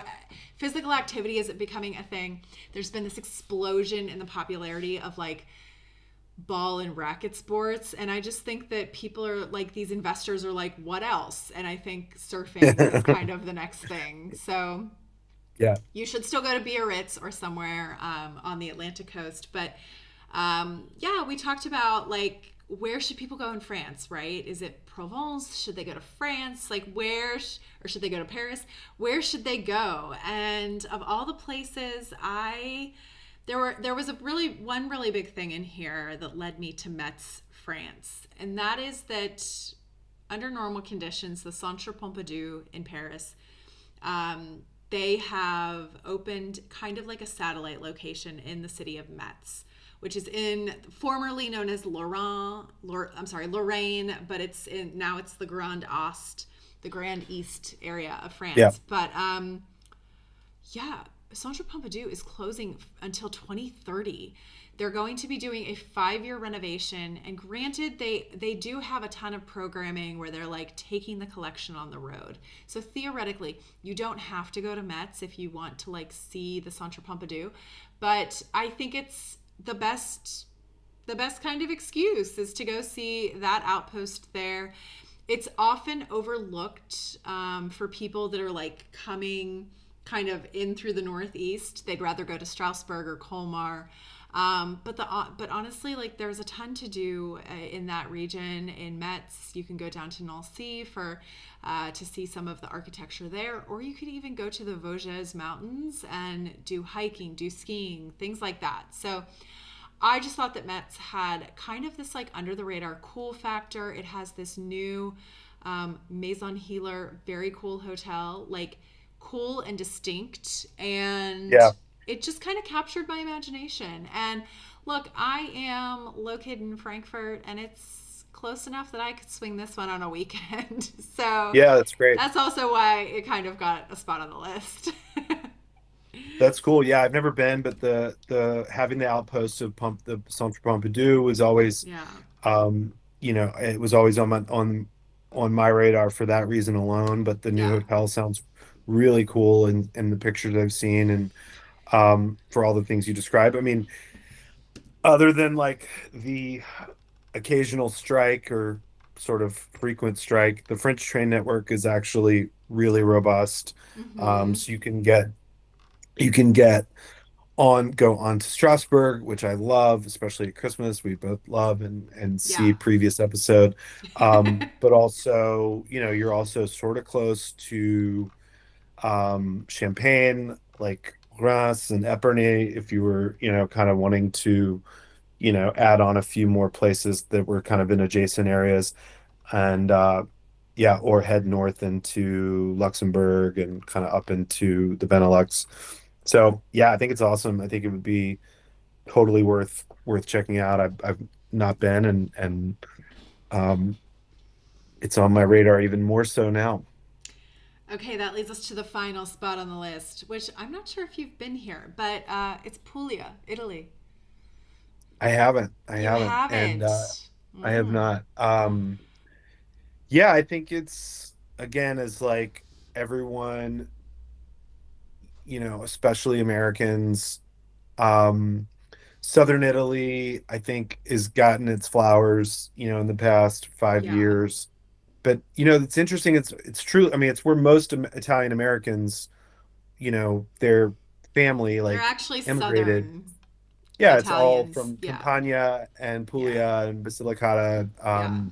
Sicily. Sicily, Yeah. uh, and Calabria. So there's a lot there, but then it also has these really, it's got these like the truly, like those conical like Yes. In buildings which are unique to El that area. Pirobello. Yeah. Yeah. Gallipoli, Lecce is supposed to be Yes. stunning. Lecce looks beautiful. I just think Yeah. everybody's talking about the Adriatic and Croatia, and this is effectively right across the sea. Yeah. And um, truly, I was so shocked at how many people were in the Dolomites this summer. And I was like, if that is, I mean, listen, going to Bari or any other part of like Apulia it's been trendy for about 5 years now. And I think it's probably about to blow up in much the same way Yeah. that the Dolomites I were. think I think it kind of I already think has. one of the airlines, another direct flight, I Bari. think is to Yeah. Europe, to Bari from New York. Um, Yes. the other thing is, I mentioned earlier, we did a big family trip with like a big family, like it was like 16 of us, and we wanted a big house, and we ended up in Greece, and that was fantastic. But as I was looking, the places where I still felt like you could get something really interesting at a great value. I think Sicily has gotten like I think you've seen the prices jump in Sicily and rightfully so, but Absolutely. Puglia still had it's great housing stock for groups because you have a lot of old monasteries, you have a lot of Yeah. old Yeah. these estates, these agriturismo, like these working farms, these Yeah. convents that have been repurposed, and so you can actually get if you have a big group and you got to Mm-hmm. find something with, 8 to 12 bedrooms and a pool, you can find that in Yeah. Puglia and it's still reasonably priced relative to, kind of the other hotspots. So it's absolutely it's absolutely on my list. I haven't done it Mm-hmm. yet. But I do think it's great because it doesn't one of the benefits of keeping it kind of in this sweet spot when it comes to Italy, because obviously Italy is will forever be a favorite of Americans for sure. Absolutely. Yeah. Um, but it doesn't have like a single destination like I would argue now that like with White Lotus and Taormina and that Sicily kind of has and Mount Etna, like it kind of has this like pretty built-in kind of itinerary. Like you go here and you do this, and you go down to Are you saying that Syracuse. the beauty of like Apulia is that there's no you have to There's do not that. this? Like, Yeah, you have yeah, freedom. Yeah. yeah. You can kind of pick and You choose. But you it does probably need a car. yeah. Yeah, But it but does have a lot of what you can find in these other places. totally, completely. Um, Yeah, so yeah, Puglia is high on my list as well. So really quickly before we kind of like talk about other people's lists, what You mentioned Cadiz. Is there anywhere else? Cadiz and Breslau are your two like must-musts. Is there anywhere else that did not make this list that you really want to visit? Um, my husband and I are very like Malta is a priority for us. Uh-huh. We love a new country. So Country that's counters. country counters, proud. So I'm interested in Malta. And um the other thing is I haven't been back to Czech Republic in a while, Oh and yeah. my husband's never been there, and so I feel like we'll probably end up there sooner rather than He's later. never been. I love um Brian to Prague or Czechia, no. But I want to check out Český Krumlov, this like small Yes. town in Czechia, and I think some of the second cities in Czechia really interest me, like Brno and Pilsen is one I'm really curious about. Pilsen, Brno. Yeah. I think there's a lot. Like I haven't been there in a while, and I'd love to Mm-hmm. go back. And then the other area that I think is going to be more of a priority for me is I want to spend time in Normandy. I haven't really spent a lot of time in Yes. Normandy, Tell and us more about those two obviously, destinations yeah, I mean, that you're obviously you've curious got the about. history, but I'm really interested in Deauville, which is like the Belle Epoque, like seaside, like aristocratic beach town that Yeah. like um is on sort of like the windswept, coast of Normandy. And also Honfleur and Saint-Malo or some other towns. It's I haven't spent any time there. It's really easy to do from Paris. Um, and I feel like every time I'm in Paris, I'm always just like, sure, I'm gonna finally I'll do it. take a Yeah. day and do it, and I end up just, finding something to do in Paris, which is understandable. But I love Honfleur. Seems to have a Is this lot in of Brit oh, it's Normandy, not Brittany. this is in Normandy Normandy. Okay. specifically, but keep going. And I've never been to Mont Saint-Michel, which I think is technically it's Ooh. sort of on the border of Brittany and Normandy, but Deauville and Honfleur specifically, the architecture there is quite unique. You have a lot of half-timbered It's structures. beautiful, yeah. Um, you have a lot of there's a lot of like local specific foods and pastries, Calvados and apples, and it's sort of a different flavor of France. It's not at all like a hidden gem. Americans, obviously, Normandy like looms large in Yeah. American, as a destination for Americans specifically. Oh. But that's kind of where I'm curious. And then the main, like, I would say truthfully, Cadiz is like kind of like my hot, but I haven't been to Porto, which I know you have raved about, You will love and it. You need also to go to the music hall there. It is and amazing. also San Sebastian and Biarritz, Yeah. which I know you also did recently, and so those are actually like Mm, kind of the things that are really really jazzed about Cadiz, especially as we said. yeah. So So so okay, now I'm gonna switch gears really quickly and look at some other people's lists.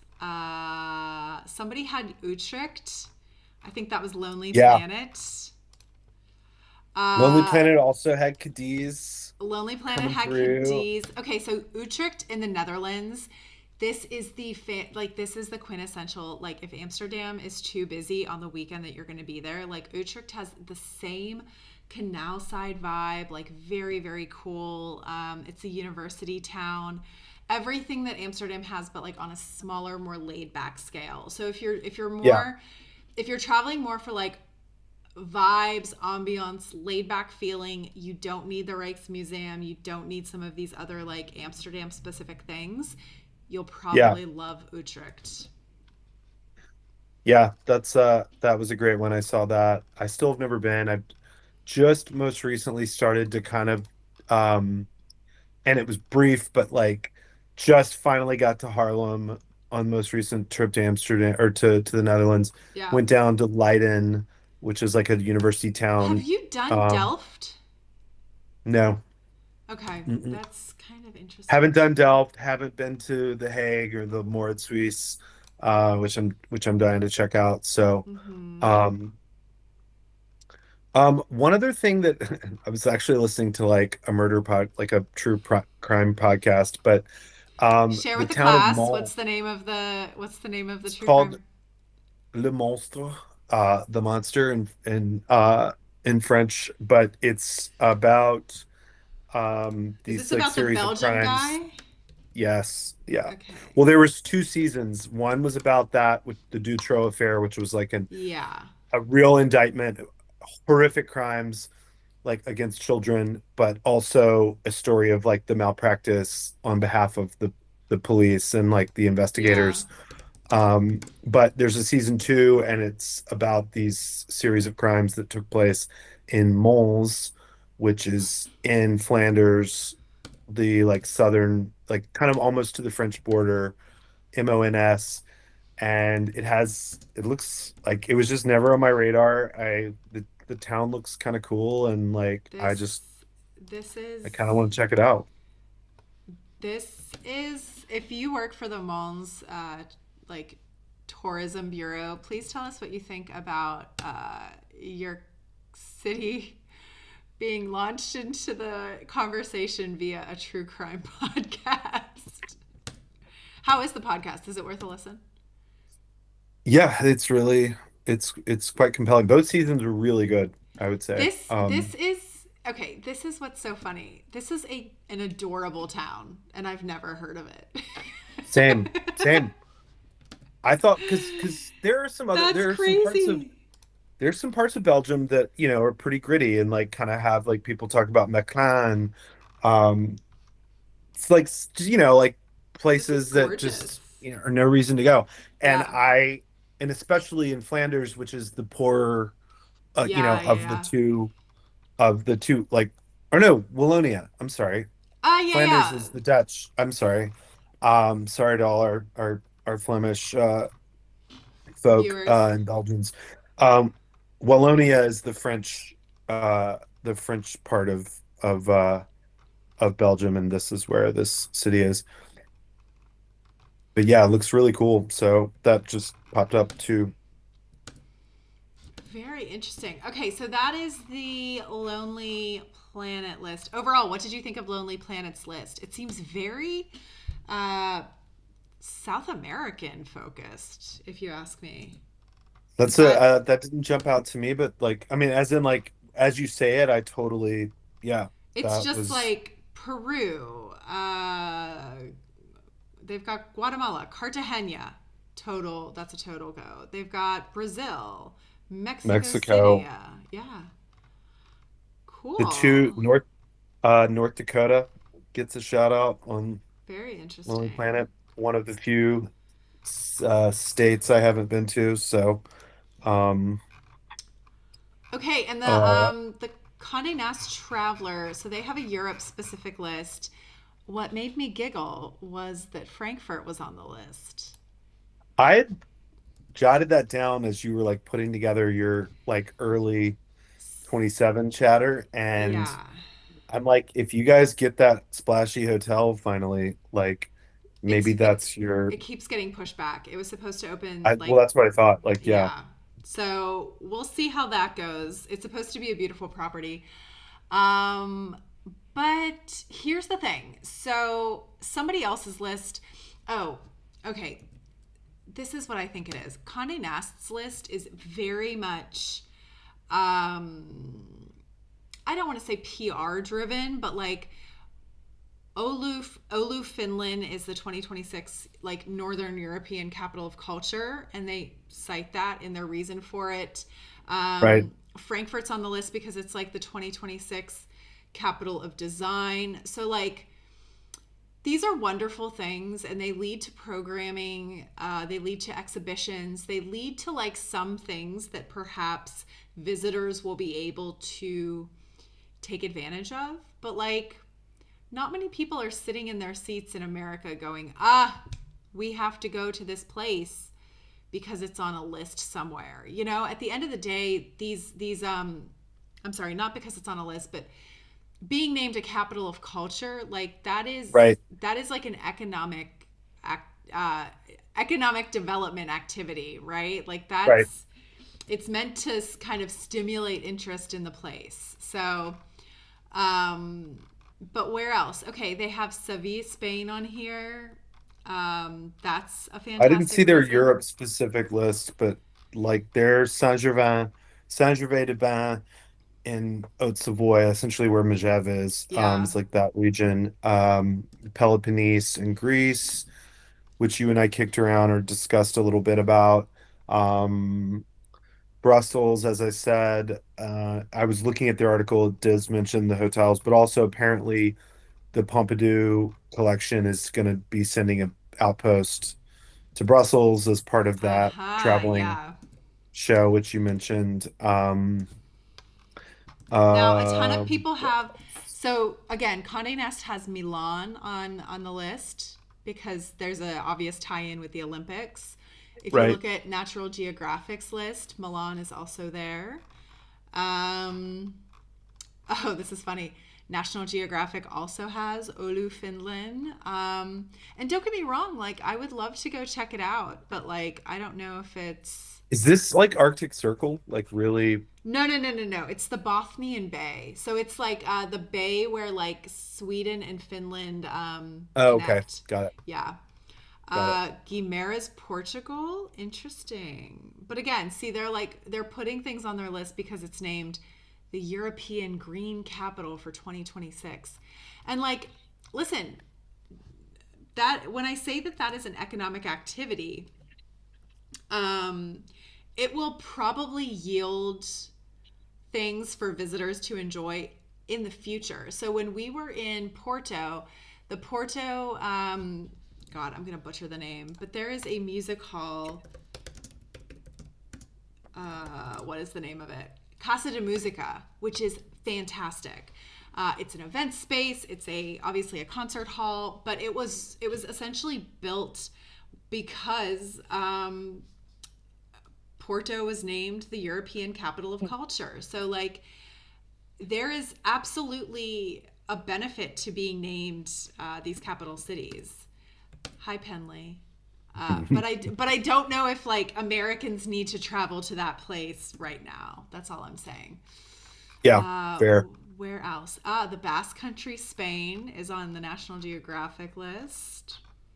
Oh my God! Guess what else is on the National Geographic list? Just guess. Don't look. Just guess. Sardinia, No, it's a worldwide list. What do you think would gag me? It's not Charleston. Barce Barcelona. Pittsburgh.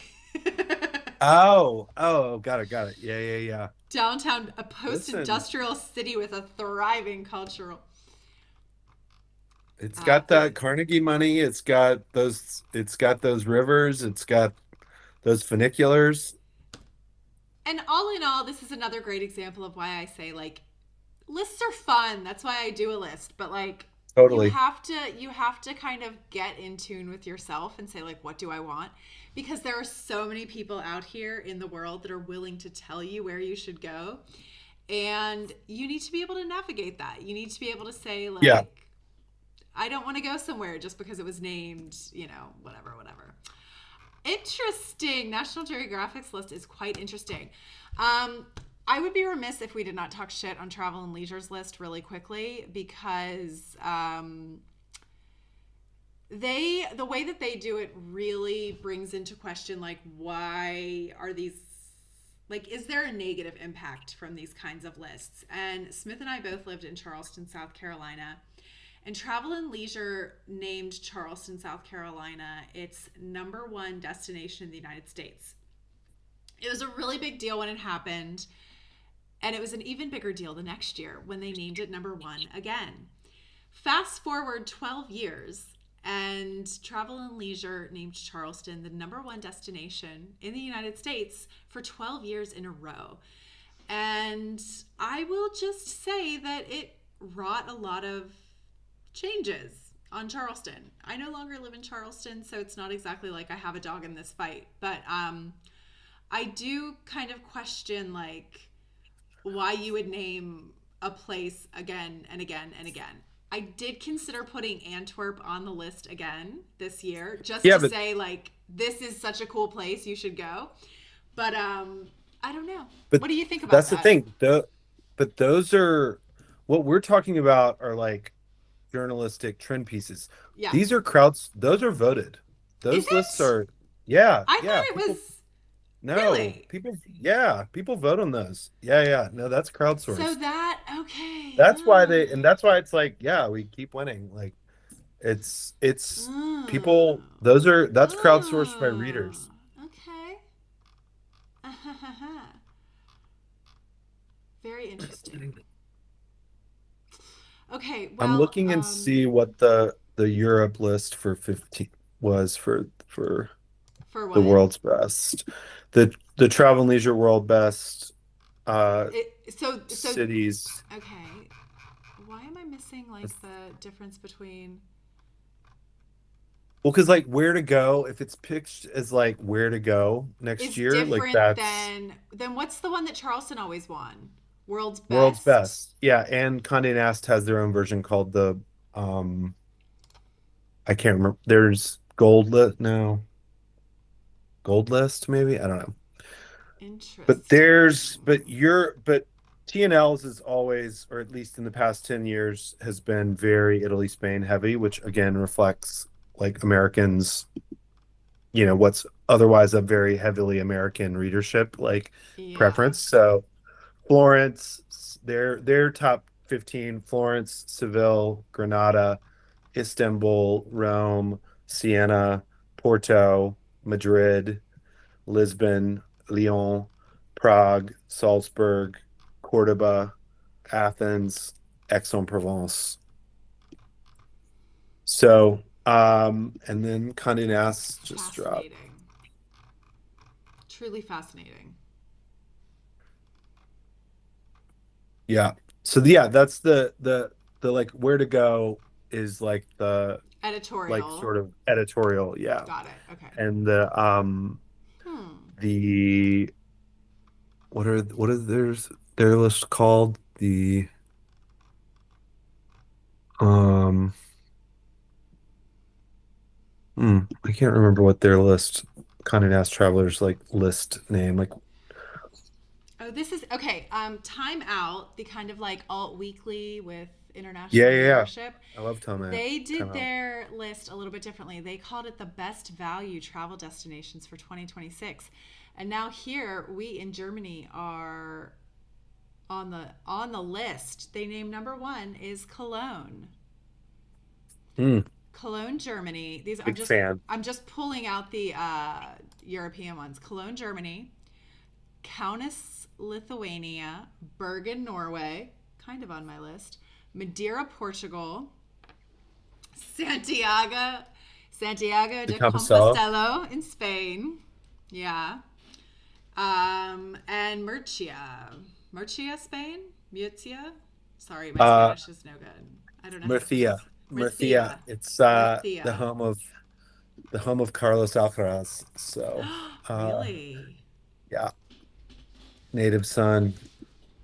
Oh, Carlos Alcaraz. Sorry, I was thinking of Carlos Sainz. He's Madrid.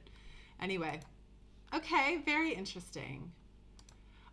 Travel and Leisure will probably drop their list in second half of November is when they usually do it. Yeah. The where to go.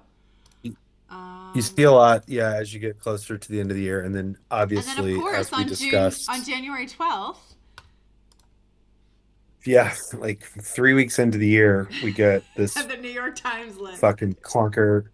Yeah, this clunker from the New York Times that just like their double endorsement in 2020, they can't make a fucking decision. So 52. So to be fair, there's always like because these lists are like so not my list of course because I am not a media behemoth, uh, however you say that fucking word. Um, but once I become, I suppose, a media behemoth, I will begin to be Behemoth. influenced. Thank you. What can I say? Oh, behemoth. Once I am a media behemoth, I will have a list. that is PR driven. But every year I read these lists and I'm like, oh, they put it on the list because there's some PR person pitched the perfect tie-in. And early returns tell me that the one that's going to be the silliest, I don't know if you've seen this, but places to go. Route 66 in America to celebrate its 100th anniversary. Route 66 is like a road in America that goes from like east to west. I don't think you should go to Route 66. I think that's like fucking weird. But, you know, So as someone who has done a Route 66 trip, a road trip, like stopping at all of the places. we did it was like a COVID, it was like coming out of COVID backup when a COVID trip got pushed. The backup was Route 66. Brian and I did part of it. His cousin Heather and Jeff did the whole thing, I think. They drove from Okay. Chicago to, it goes from Chicago to LA, like That's what it Pacific is. Old Ocean. Route 66. Yeah. However, from that, and I agree, like the I don't think you need to do the road. But from that trip, you can connect to some cool stuff. Grand Canyon is not on it, but near, like close-ish. Some other national parks like Petrified Forest, Painted Desert are nearby. But the winter, Palm Springs and Joshua Tree Okay. also. But the coup of that trip for me was Santa Fe, which I think is just absolutely the most, like, up there with like New Orleans and Charleston, and as just this like truly singular, unique American city.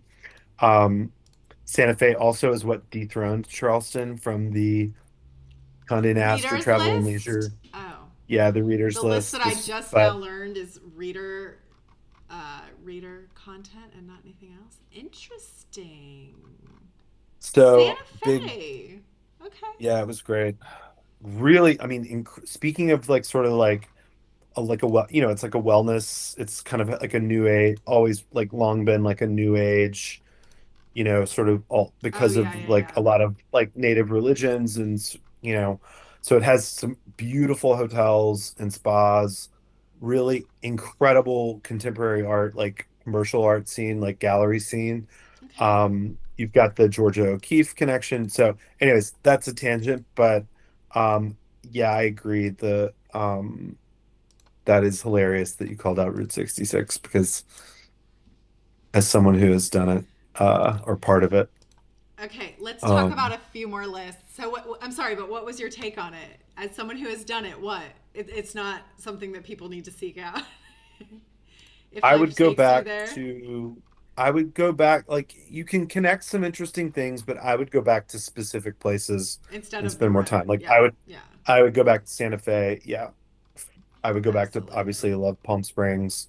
Um, there's some places in Arizona that I've not, that, I would go back to as well. But yeah, I don't know if I need to do the whole. The whole road. You've seen one like Roadside gas station, stand. saloon. Yeah, You've like, seen them all. seen them all. Okay. So Okay, really quickly and then we'll wrap up. So, Sardinia is on Expedia's Unpack 26 list, Savoy, France, as well as the Cotswolds, which is interesting to me. I wonder if that's kind of peaked. Frommer's has a I list. I've never been, but I've heard that, I mean, so the Cotswolds, like the rub is like that's essentially like the Hamptons of London, Yeah, in that it's like affluent, like where people have second homes outside of the city, that are kind of like, yeah, hour, 2 hours from town. yeah. Um, I haven't been there at all, but it does, from what I understand, it's pretty saturated, From what sort of I like the hear, Hamptons, there are like like busloads of Americans that show up there. yeah, Yeah. yeah. Okay. I think, and I think it's another thing, yeah, where it's like pay to play. Like your experience is going to completely depend on How like much you can spend. where you're staying, what you're spending, Yeah. where you're eating, you know. Yeah. Also on Frommer's list, so they have Oulu, Finland, which, you know, golf clap for the PR, pushing that. Totally. Algarve, Portugal, respect. What else do they have? In Europe, they have a ton of. Oh, Vienna. You But know, that's that mix, you know, every list is going to throw in like one classic capital and like absolutely. drive a drive a story on why it's hot this time. But I love Vienna. Like Vienna's reliable. It's reliable.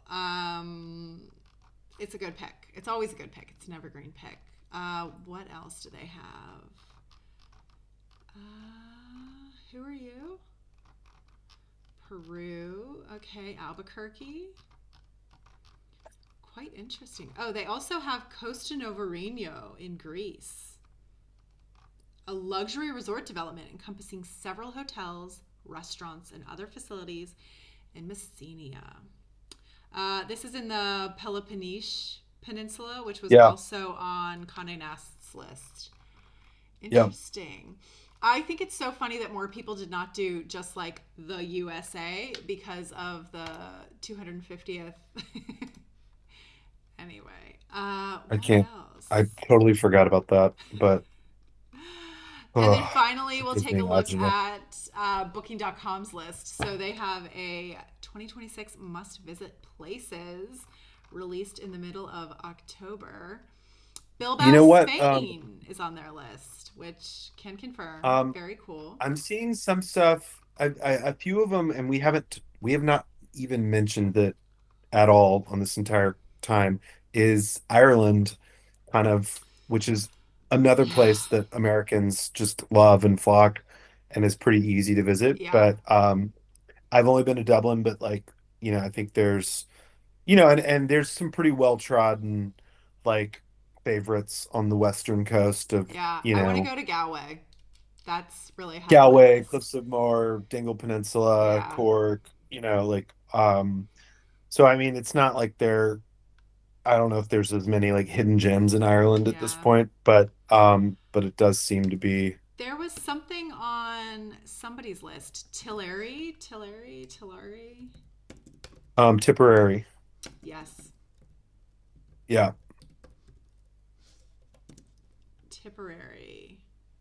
I think Yeah. it's one of those places where it's like a little bit like Italy in that a lot obviously there's a lot of diaspora and heritage Mm-hmm. tourism with And Ireland and to be America. fair, that's one of the like trends, right? This like roots travel thing.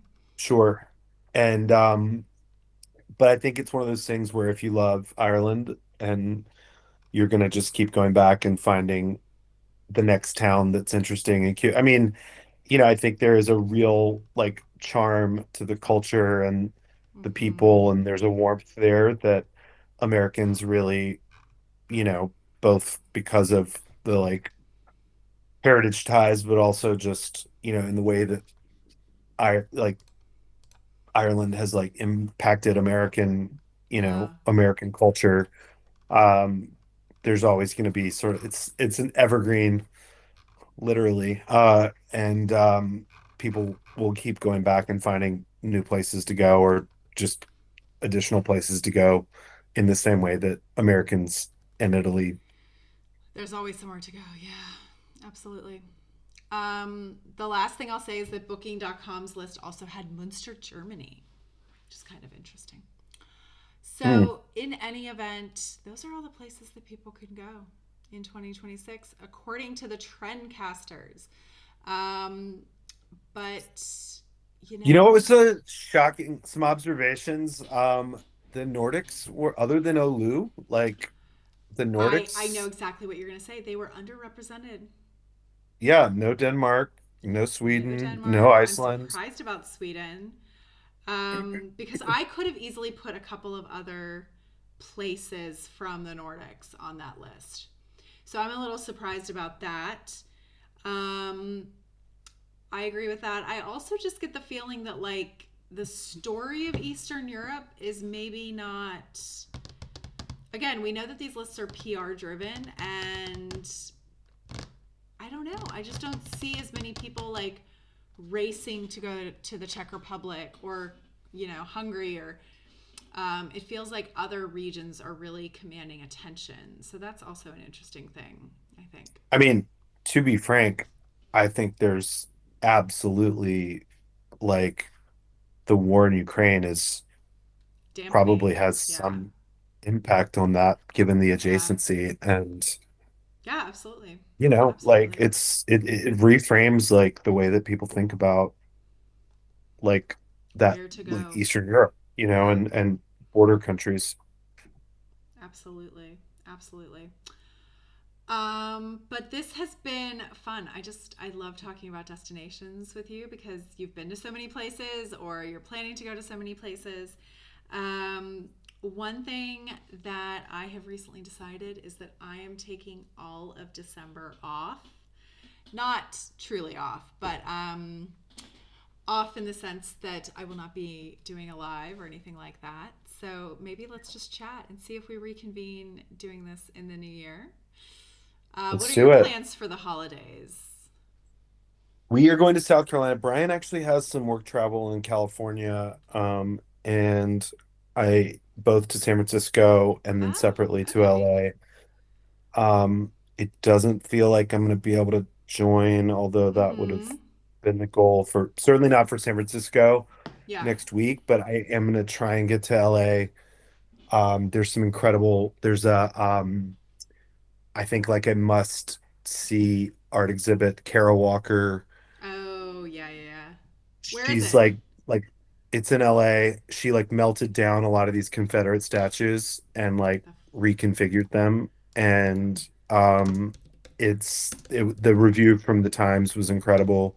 There is a Manet Morisot exhibit in SF that I did want to see, but I don't think I'm gonna make it.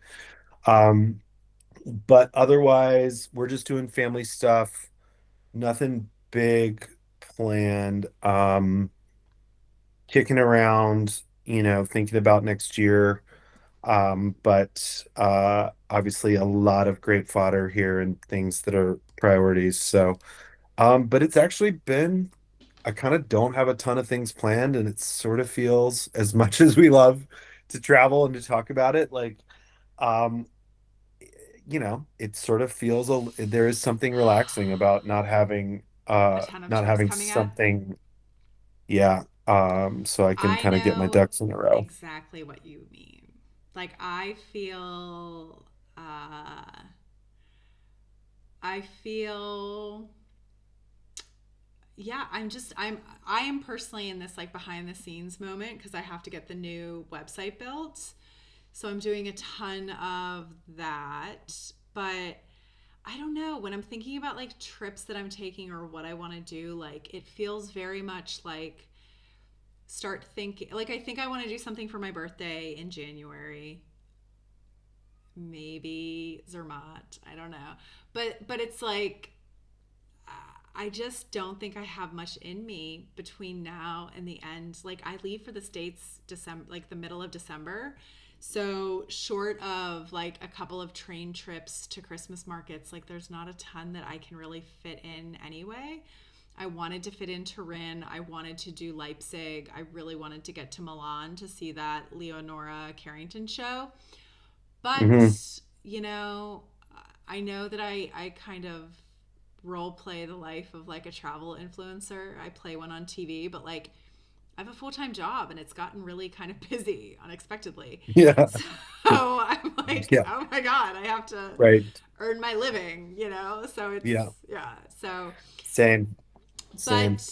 yeah, it's real, right? Like, but I think that that's also, to be totally honest, like, I think that that is also important. Like, I think a lot of the people that travel full time are kind of lying to you about how exhausting that is. So here A is thousand to percent.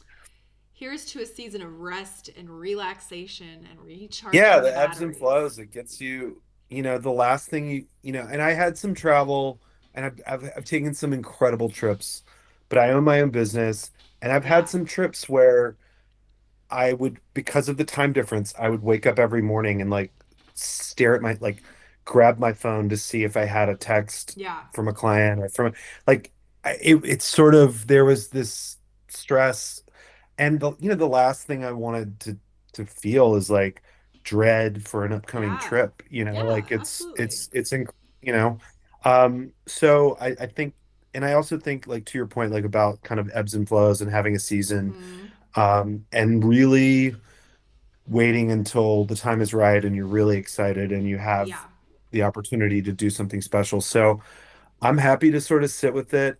Um, I'm happy to do the like fun stuff of planning and really thinking critically and doing research Absolutely. and um like, I remember one time I read something about like just sort of best practices around, I don't know if it was happiness or like what to do if you're just in a funk or whatever, but it was Yeah. one of the things they said was like to plan a trip even if you don't take it, like it's just sort of this activity that Yeah. is affirming and sort of like creative and you know and so I think there's a lot there. I mean, you learn a lot when you're even with just planning trips, I was just going to say, like, one of my favorite things to do, and sometimes when I plan a last minute trip, I don't have the time to do this, but like really researching a place, and it just makes the trip itself more richer. You know what I mean? And like Yeah, sometimes you plan a last minute trip and that ends up looking flipped, right? So like when I was in Florence, I wanted to learn a lot about the Medici. I bought a book when I was in Florence, and on the way home I read all about it. But like there are yeah, definitely benefits to doing it the other way around so that you can say, "Oh, I want to go to their palazzo," which is something I didn't right. do. So like I think that is, ultimately, when I started doing this list last year, like I did it primarily to keep myself accountable. Like I had been saying, "Oh, I want to go surfing in Biarritz" for 4 years, and I never did it. And so, Yeah. I think you really have to like get organized, get clear. My goal is never to travel to all 11 or 12 places, but like having that list of like, this is where I want to go, it makes it really clear, and it makes me kind of want to like fit it in somehow. So, Well, uh, to that end, I know you just literally talked about resting. I'm gonna put my thumb on the scale and say you got to go to Sevilla if you can squeeze it in, because that yeah, I Sevilla think at Thanksgiving was perfect. so. I hear you, but I do think I'm going to try to do that one in February because Fair, I think it's I just fair think that enough. the window of booking the plane ticket has already passed me by. So I think if I do it in February, I'll still get the like Protect your benefits. peace. I hear you. Yeah. Uh, Yeah. But I see I you. don't know. I might try. I still might try to do Leipzig in November Yeah. because my Slovakia is playing Germany in Leipzig Oh, cool. for World Cup qualifying, and they actually beat Germany in the first game. So like, I would love to go and see that. I don't know if I can get tickets, but it's a really easy train ride. So we'll see. Yeah, similarly, I've got there's a Henri Rousseau exhibit at the Barnes Mm-hmm. Foundation in Philly, and that's a pretty easy day trip Yeah. um, to hop on down there. And I think I'm gonna try and do that before Mm-hmm. the end of the year, and check that out. So uh, I, I feel you. Some of those can be easy Yeah. little Yeah. Yeah. excursions. Yeah. All right. All right. Well, thank you for this Great chat. discussion. Really enjoyed it. Very good Awesome job chat. on a really, really fun and exciting list that certainly has a lot for me to chew on for next year. So